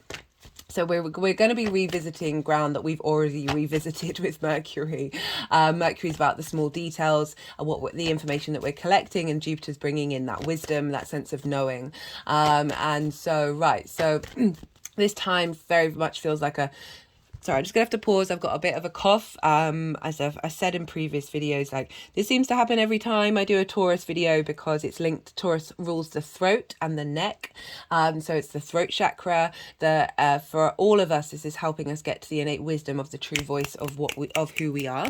Let me just pause for a second. I do apologize. So yeah, can cultivate in many ways, can also expand and go to excess, and so I've just been flagging these things for every sign, because I've experienced all of these different versions, and some Jupiter transits are more loud than others, but so this is in the 8th house for you Libra rising, and the 8th house is the house of shared resources. It's the big outside world's resources. It's your give and take between you and the outside world. That's time, money, things, energy, ideas. It's also the house of transformation. It's also linked into inheritance, as I said, that big money, mortgages, car loans, those sorts of things, as well as inheritance, both 3D and cosmic. Speaking of, it's also the dynamic So your one-to-one relationships and how they show up is the 7th house, and then the 8th house is the dynamic between you, that give and take between you. And I was just going to give my example of when I had Jupiter move through the 8th, and I spent it was just after I started channeling through my body. And I spent a lot of time spending time with that connection with the universe, and engaging the give and take between me and the universe in that sense. So it can be 3D, but it also can very much show up in the spiritual, in the metaphysical, because we're dealing with Jupiter here, the wisdom keeper. And Jupiter wants to expand that area of your life, and so you're more leaned into that part of your chart. So we can often have imbalances in the 8th house of giving too much or taking too much. And I feel that Jupiter moving through here, after all those eclipses, you've been striving to feel good about that dynamic, and now Jupiter is coming along and bringing wisdom and really setting up a new cycle. So it's a 12-year cycle. Look to the summer of 2011 to the summer of 2012. This will give you a sort of clues of like what might come up, but we are starting a new cycle, so it's an elevation of what we've been through. And we're starting a new journey, but it's just helpful to look, and also look to the couple of days around the ingress. So that was from the 16th of May. Often when we have I'm not surprised that one came up. I'll talk about that.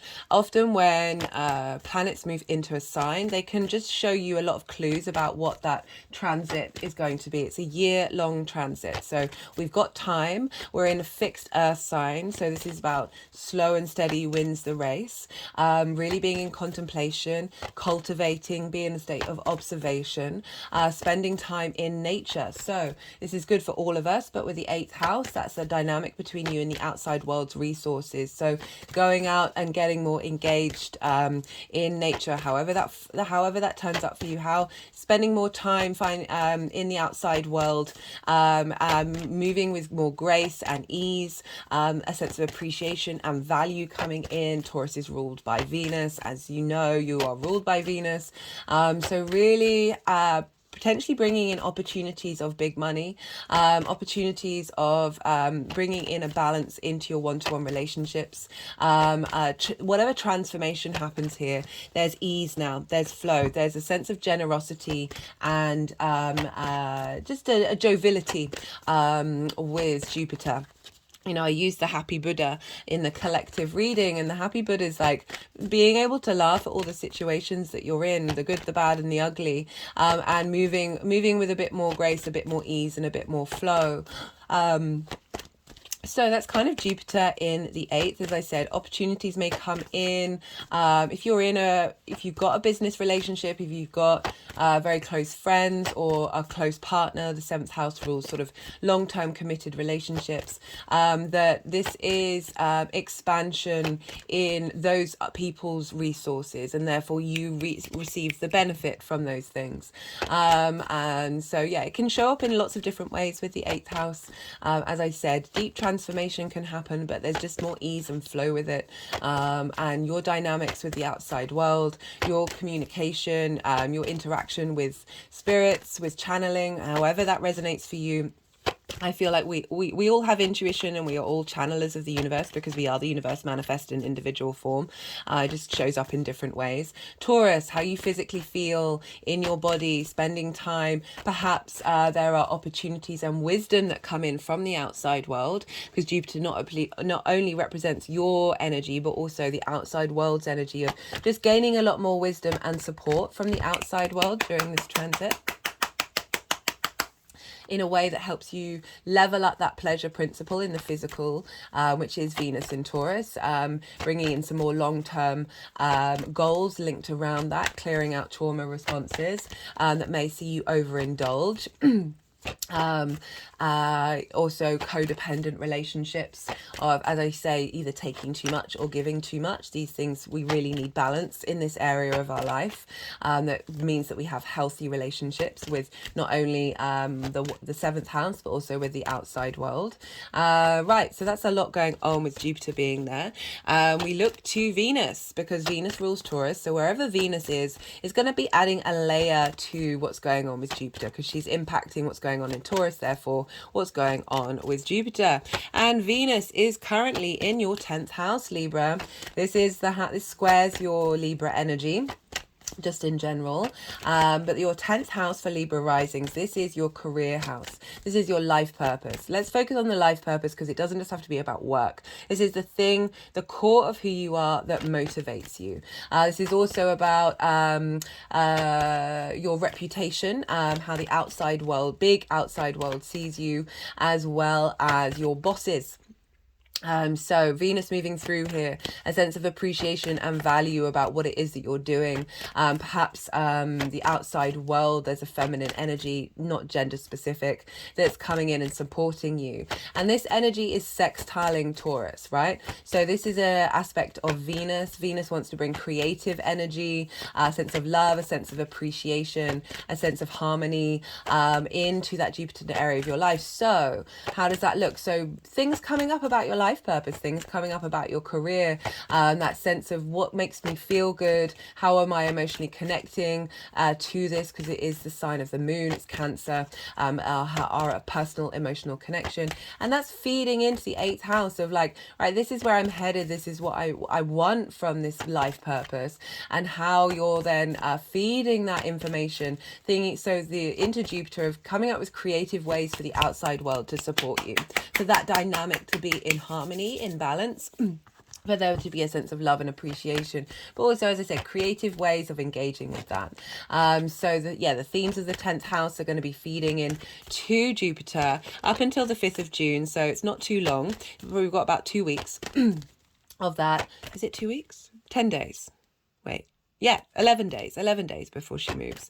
And then she's moving into Leo, and we'll be there for the whole of this reading, because I'm going up to, we did speak about transformation.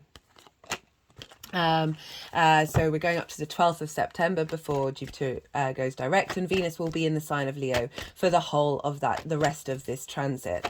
Leo for you is sextiles your Libra energy. So it's moving, and Venus is moving for you, Libra rising, into your 11th house. This is the house of good spirits. This is a very positive house. So Venus moving through here. And this is your hopes and your dreams, your friends, groups and alliances, sort of the bigger connection, big group connections, as well as reaping the benefits from your 10th house, your life purpose. This can be you just feeling good about your hopes and your dreams, you getting a sense of appreciation and value, a sense of harmony with those, being in harmony with groups and alliances, being able to, but also can be a feminine energy that comes into your life. I will be doing a separate transit video on this, that is showing appreciation for what it is that you do. And all of this energy is squaring Taurus. So squaring that Jupiterian energy. Squares are an aspect of Mars, can bring up conflict, frustration and drama. But if they do, I feel like, again, like I said about Jupiter and the tests of faith, that this will move through quite quickly. You'll understand quite quickly what this is about. And then when we bear witness to that, we can then be in observation mode and co-creation mode. Sorry, when we observe it, we can then move into co-creation mode, because we step outside of the intensity of that, and then we move into friction. We need friction to create and manifest in this 3D linear time frame that we're very consciously aware of and present in. And so we have this very strong manifestation energy happening between your hopes and your dreams, your groups and alliances, the benefits from your career in the in the 8th house of the outside world's resources. So feeling good about your hopes and your dreams, and then getting opportunities in the outside world coming in. It's going to be a lot of opportunities from the outside world. Feeling good when you're out and about in the outside world as well. Getting into balance any relationships, dynamics that aren't serving you. Feeling, as I said, feeling good about those hopes and dreams and getting opportunities come in. Figuring out what kind of groups and alliances you want to engage in, and then Jupiter providing the wisdom and opportunities in the outside world for you to be able to connect to those things. We also look to the signs that Jupiter rules, because what's going on with Jupiter is leveling up those signs, and also themes of those signs, and therefore the houses will come into play as well. And this is Sagittarius and Pisces. And so you have Sagittarius in your 3rd house of communication, local community. This is learning new things. This is short distance travel. And so Jupiter, this understanding this dynamic of you with the outside world, is going to help you be able to speak your truth. Help you get in contact with just saw the Emperor card. We'll see if that wants to come out. Help you get in contact with I'm just getting opportunities from the outside world so much, a wisdom and understanding of how you interact with the outside world that facilitates your growth in your ability to communicate from a sense of power, but also with that openness, that generosity, that is that Jupiterian vibe, but from a deep sense of wisdom and truth. You also might find opportunities come up, because it goes both ways, in your local community that is supporting this new dynamic that's coming in. Also Pisces. And so Pisces for you is in your 6th house of work, health and routines. So so we've got the 8th house impacting the 6th house. So this is how you work and the mode in which you work, and how you get routines done, how you look at health. And so as I said, opportunities and experiences may come up that are helping grow your understanding of how you want to work, how you want to set those routines in. It's a difficult house. But we're getting support here from Jupiter of bringing in an understanding of your health. You know, if you've got any health issues, opportunities coming up from the outside world, there's going to support and help you heal that, as well as finding resources from the outside world that facilitates how you work with your routines, because we're all different, and how you work and how you operate in the way that you work, as well as things cropping up perhaps at work that then go on to lead to provide new opportunities. Maybe a bonus might come in, and you know, sort of a chunk of money rather than, you know, the day-to-day of making money. There might be what did I say? The Emperor card. I saw the Emperor card. It might want to come out. So that's kind of the vibe of what's coming up. I recommend looking to where Jupiter is in your chart, because that will add a personal layer to this general reading of wherever Jupiter is. Look to the themes of that sign and that house, and that will play a part in what's going on with Jupiter in the skies for you for the next year. But as I said, this is just a reading up till the 12th of September. This is a time of we're exploring this territory. We're seeing what comes up.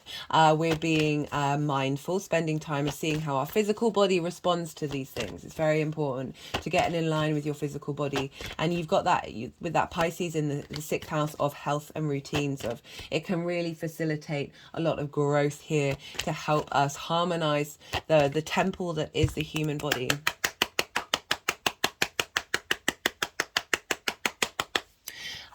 Till the 11th of July, Jupiter is going to be very close to the nodes. It will be within 10 degrees, and this is still considered a conjunction. So nodes exaggerate things. We've got the North Node there. You've been striving for a lot of this dynamic, bringing, I've talked to you a lot about this. Those of you who are regulars, we've done a lot of Taurus transits of getting into balance, of not seeking dynamics from the outside world, but cultivating that inner strength within. And then when you do that, you then draw in frequencies that match that support and nourishment you give to yourself. rather than sort of I don't want to say desperate for that connection, desperate for that support, but yeah, really helping you move away from that. And that Jupiter, so that Jupiter energy is being exaggerated by the North Node, so what you're striving for, where you're headed. So we're going to get lots of very vibrant energy between now and the 11th of July that is letting you know where you're moving in this cycle for the next 12 years. It's going to be very potent. And then we've also got that Venus retrograde, so that's why I kind of talk about how this is a time of contemplation, because Venus is going to be retrograde in Leo for a while. She's going to go into the shadow phase on the 19th of June. So that's 2 weeks after she's moved into Leo. And the shadow phase, for those of you who don't know, this is when a planet moves over the degrees that it will then retrograde over. This shadow time can be sometimes even louder than the retrograde itself, and so we're in this space, this retrograde space, for a lot of this part of the Jupiter cycle with Venus. So Venus's retrograde energy is going to be feeding into Jupiter. You know, Venus in a retrograde is going to give a boost of vitality, a sense of new, improved sense of value and love, wherever that falls in your chart. I will be doing a separate Venus transit in Leo video to get more information on that. Maybe go check that out when that comes in, and then come and revisit this one to see how that's gonna, what's coming up in the cards for that, and how that's going to be impacting what's going on with Jupiter. Yeah, so we've got a lot of intense energy. I'm going to be listing the things that I'm talking about in the description box, as well as a list of aspects that Jupiter's going to make between now and the 12th of September. I'm going to try and find the time to write a little blurb for each of them, because I don't have the time to go through each of those aspects. Unfortunately, I would love to. I'd love to be able to do that. I'd love to be able to, oh yeah, just to help us get as much information as possible. But I've got a lot of other things going on in my life at the moment that's meant that, plus it's also a really long transit, so that would be probably a 3-hour video for each rising sign, and yeah, just not in the space right now to be able to do it. So I am going to list them, so you can look to the dates, maybe mark them in your diary, and then just see what comes up around that time, because then you'll get, you know, more understanding and clues about what this long-term Jupiter transit means for you. Right, I think that's everything that I wanted to talk about. So yeah, I'm going to keep shuffling until the energies put the deck down. So this is going to be a time when I'm quiet, and then the energies will move the cards around and put them in the 4 piles that they're going to be into. So the 4 piles are Jupiter in general, Jupiter and Venus in Cancer, third Jupiter and Venus in Leo, and then the final pile is sort of how this energy is manifesting and cultivating moving forward into the retrograde. So yeah, I'm going to go quiet. They're going to move the cards around, do some energy work, and this is a time you just had loads of information, so we really need this stillness. And we've got a lot of energy in yin night signs at the moment, which is calling us to slow down, to cultivate, to take our time, and we need that stillness. We need that quietness to let everything digest in your subconscious, and then you'll get intuitive hits of like how this might be applying to you already. As I said, look to 2011, summer of 2011, summer of 2012 to see what was coming up at the beginning of the last cycle. Look to the 16th, 17th and 18th of May, because when planets move into a sign, they can be very loud of giving clues of how the whole of this transit is going to show up for you. And as I said, yeah, look to your Jupiter, and be okay with the stillness. And then I'm gonna I'll kick back up. I'm gonna start talking and integrate the tarot with everything that I have just said. So do bear with me during this. It's all part of the process, and it's important for us to have some stillness, guys.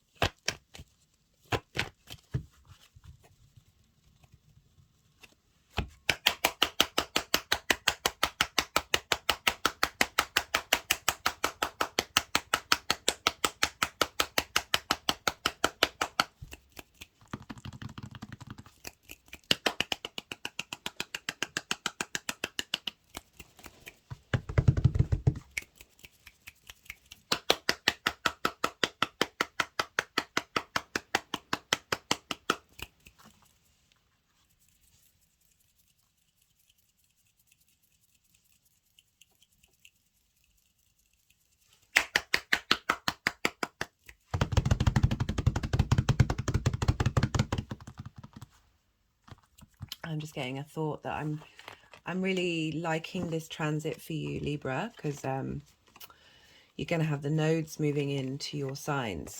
And I like that this, you know, the North Node is going to go into your 7th house of your intimate relationships and that dynamic and what you're striving for there.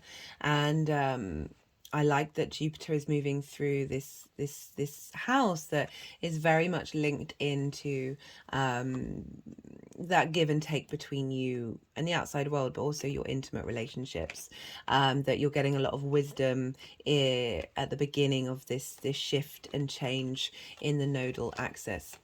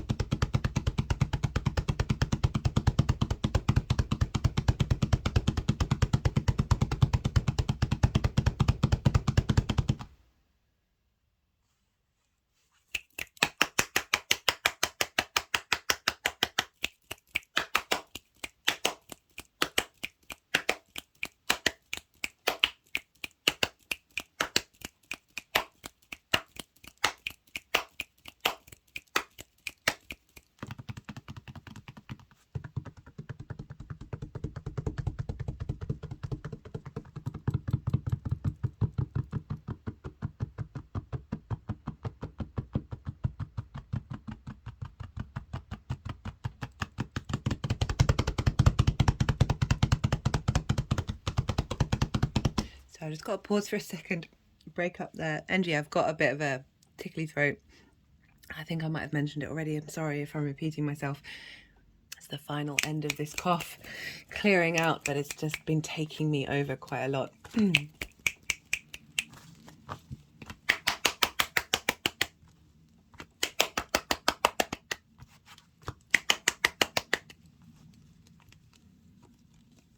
So Libra, I feel like we've had a lot of these cards for you before. That this is so this is the general Jupiterian energy coming in and highlighting what's getting cleared out,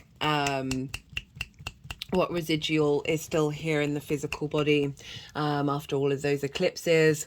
You know, we're moving through this soul integration phase, and that takes time. You know, it's not an immediate thing, and we still have a lot of trauma responses and limiting beliefs that are blocking us, and there's some heaviness here, right? So we've got the 3 of Swords, the 5 of Pentacles, and the 5 of Swords. So we've got 2 5s.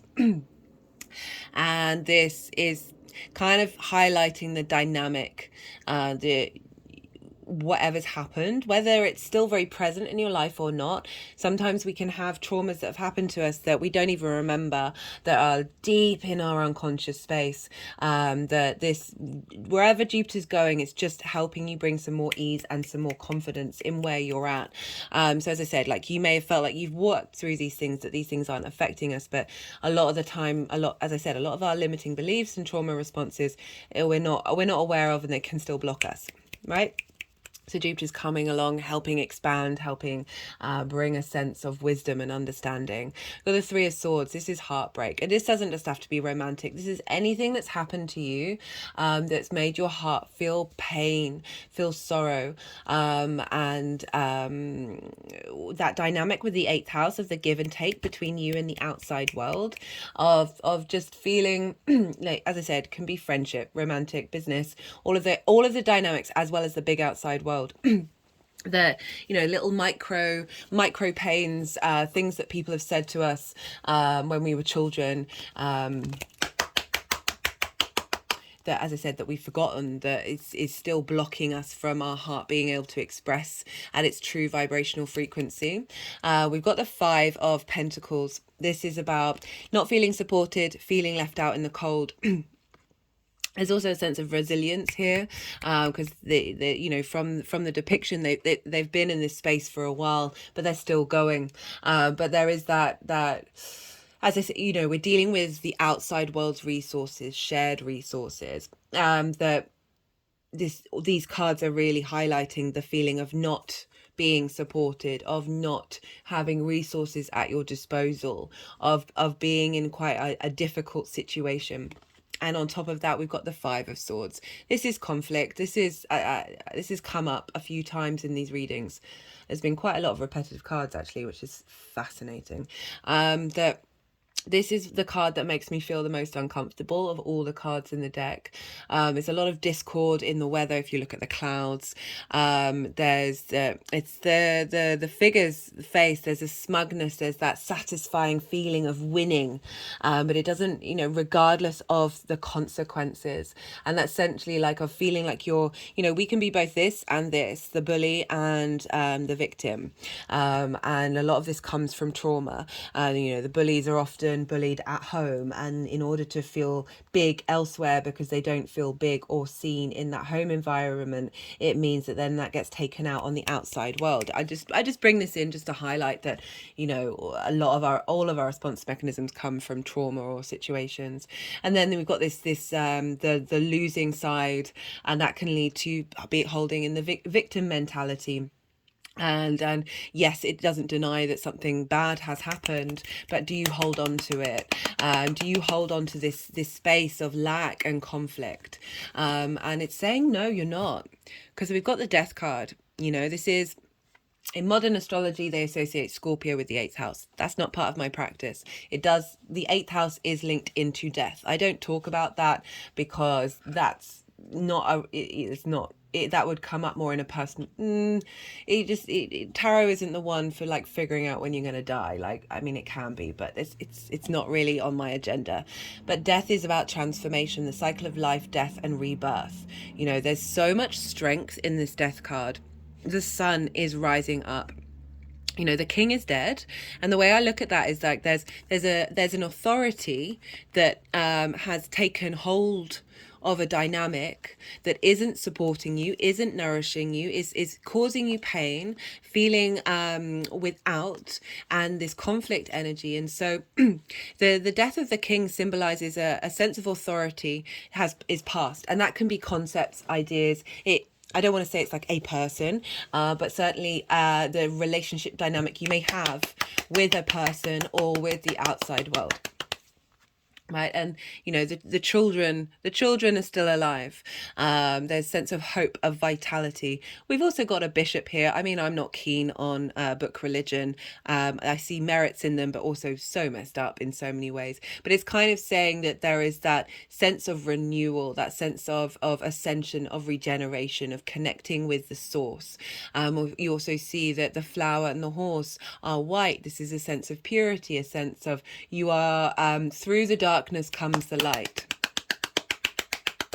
of realizing that even if bad things have happened, that this energy isn't doing you a service if that's what you're holding on to, consciously or unconsciously. And the death card is coming through and saying, this is getting released, this is being transformed. And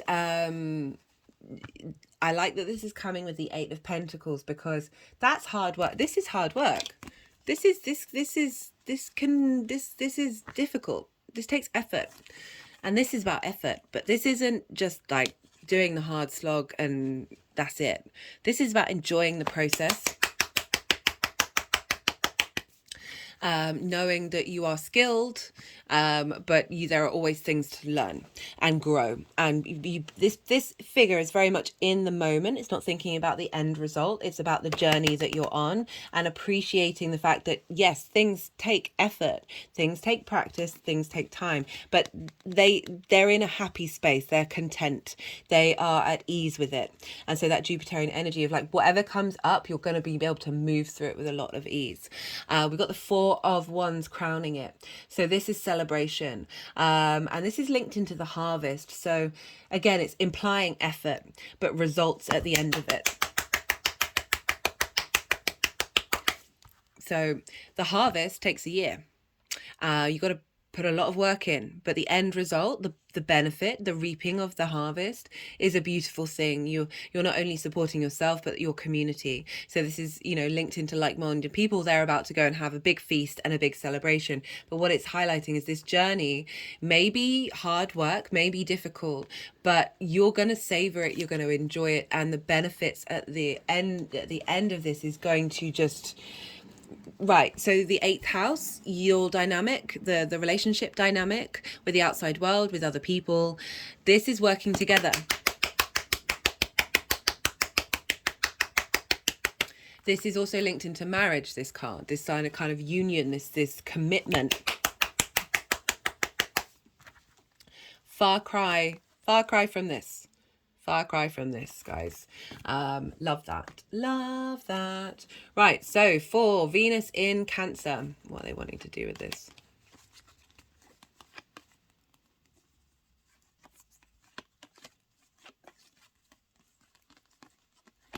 So for Venus in Cancer and Jupiter in Taurus. So this is in your 10th house of your career, your life purpose. We've got the Hanged Man. So this is about perspective, divine perspective, changing your perspective, being open to wisdom coming in, spending a time a bit in limbo, allowing things to cultivate. I talked about that this sextile energy, it's creative energy, it's easy, free-flowing energy. It's not necessarily about go, but getting a better understanding of your life direction, of your career, bringing in that wisdom into your career. And how does that link to the 8th house? Like, so, opportunity, like through this changing of perspective of, right, so perhaps in the direction that you're heading in, your life purpose, your career, whatever that is, that again, the lack of support from the outside world, that this journey of Venus moving through there, of getting a new sense of value and appreciation, is helping you change your perspective.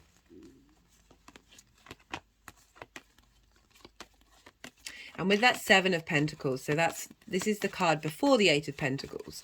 So this is about cultivating a new perspective, cultivating a new dynamic. You might not see the results straight away. They take time to grow. So this is at the beginning of the harvest. And when all your little seedlings are coming up, and you're just like bemused about how they could even turn into vegetables, like big vegetables. There's sort of like not necessarily being able to see the end result, but this combination is like this pause, this cultivation time, this growth, this development is something to be at peace with and to really enjoy and savor. This person is also very dedicated to tending these vegetables. It's asking you not to focus on the future, but to be in the moment and let things evolve, because we've got the Knight of Pentacles here. And this card's shown up in the collective reading and for a lot of other people. The Knight of Pentacles is the loyalist of the knights. It's slow and steady wins the race. It has oak leaves in its helmet, which represents strength and wisdom. It is the biggest, the heaviest and tallest, the biggest horse of the horses of the knights. And this is how protected do you feel and how far you're able to go. It's not necessarily rushing off, it's taking your time to let things cultivate. You see here, this is a plowed field. This is about things being cultivated and growing. It may take a little while, but when you get there, the loyalty and dedication of the Knight of Pentacles, of you being able to defend your needs, how you physically feel, what pleasure you get from your dynamic from the outside world, this is taking time to cultivate. And it's important in terms of your career because this perspective, this change, this value that you're going to be experiencing with Venus moving through that sign of really helping you integrate on a very there's a slowness to this of when you do, it is long lasting.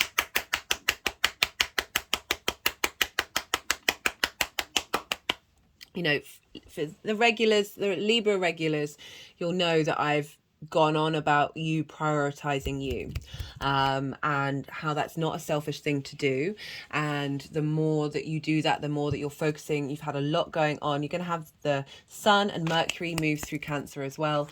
That your career is highlighted at the moment, and especially in link with your one-to-one relationships, that they need to be on the same page, and you need to be on the same page with the power of who you are, Libra.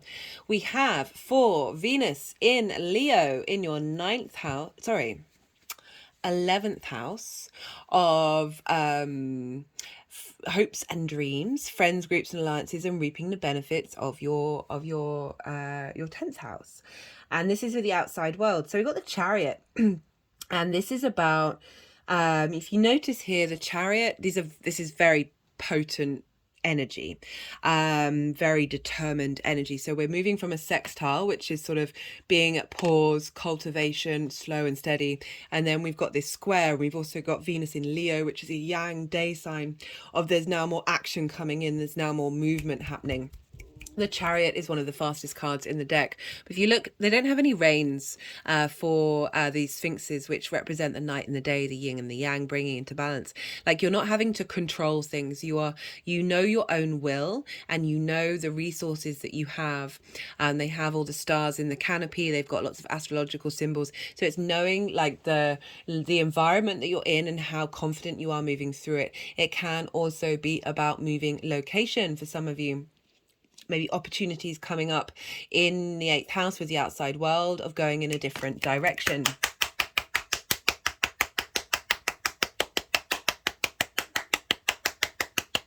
And you just being a lot more confident. This is a lot of confidence. That Leo energy sextiles your Libra energy. Venus in the 11th, very positive. I will be doing a separate video transfer. Not transfer. Video series. Video on the transit. With the Magician of knowing you have all the resources you need. So how does this link into hopes and dreams in the outside world? So being more in command of yourself, of seeing the value of what it is you're hoping and dreaming and wanting to take action on that. And Jupiter providing support in the 8th house of how you want that dynamic to be with you in the outside world. The Magician, knowing you've got everything that you need in order to take action. The Chariot's very much about movement. So we've got a real shift of energy at this time.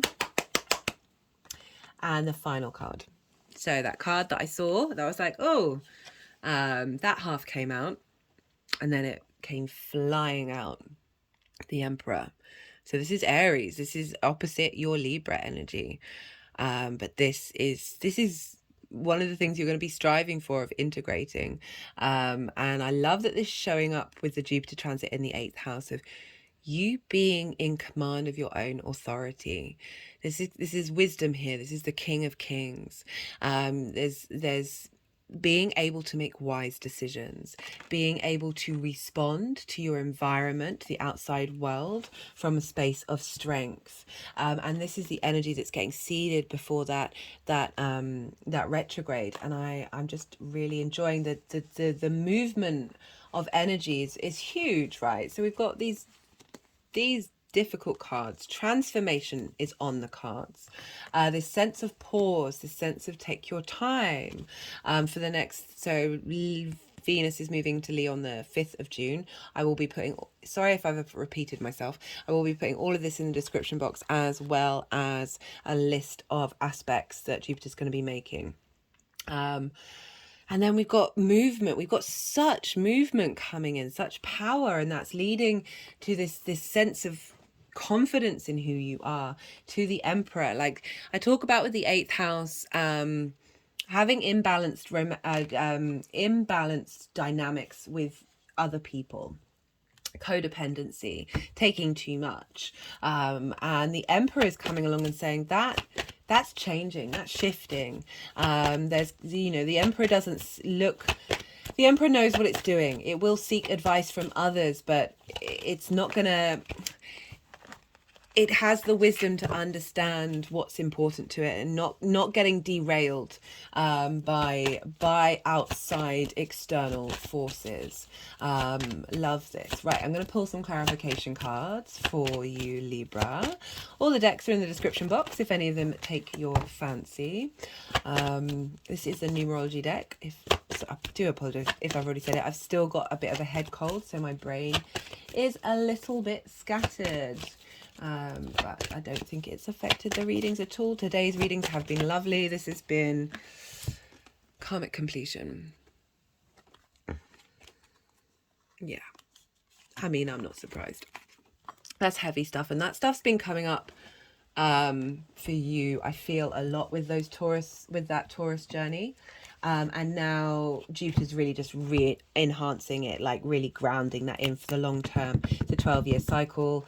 Again, I do apologize if I'm repeating myself, that I think I've already said this to you, but 12-year cycle, look to the summer of 2011 to the summer of 2012 to see what was cropping up in that area of your life. And that was instigating a new cycle for the last 12 years. Now we're starting a new one. We're elevating where we've come from. It may be a change of direction. It may just be a growth and elevation of where you're at. Also look to the 16th, 17th and 18th of May when Jupiter entered into Taurus. It's often when we planets move into a sign, we get a sort of a loud and proud messages linked into the whole of the transit. So just have a look what's happening around then. Also look to where your Jupiter is. Soul identity, family. I was talking about connecting to the, you know, my version of the 8th house was doing a lot of channeling. That's going to be different for everybody. But I like how the soul identities come up of like getting support and help from the cosmos to help you understand your own innate power. Yeah, so look to where Jupiter is in your natal chart as well, because that's going to add on another layer of that's personal to you about what's going on with Jupiter. So wherever Jupiter is, the house that it's in, the themes of those house, and look to see what might come up for you.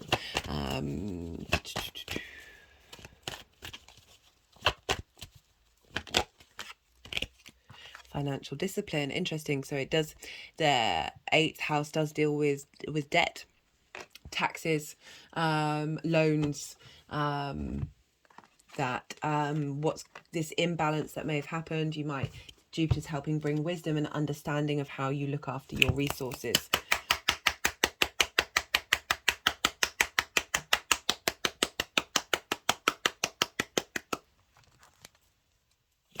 Right, let's pull one from the First Light Tarot.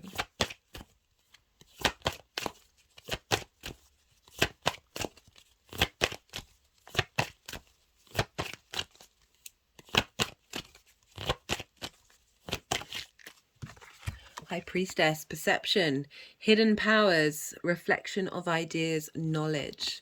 So sort of Oh, it's going over the soul identity. So your ability to connect to your intuition, connect to the strengths of who you are. We're dealing with a lot of receptive energy, and a lot of drawing things towards you that you're not having. You know, it's interesting. We've got the High Priestess and the Magician. So the Magician's more about taking action. The High Priestess is like knows that these things are going to come towards us. Having a balance of these two things is really important. That we're not constantly questioning our actions and needing to take action. That there is a time of stillness, meditation, however that works for you, of allowing things to come towards you and knowing your innate power. I'm gonna pull one more because I always pull until we get a major arcana with that one. I'm just going to pull one more card from the numerology deck. Pride, like this a lot. So pride in yourself. This is not blown up pride. This is knowing your worth, knowing your value, know what boundaries that you have with you in the outside world, with you in relationships.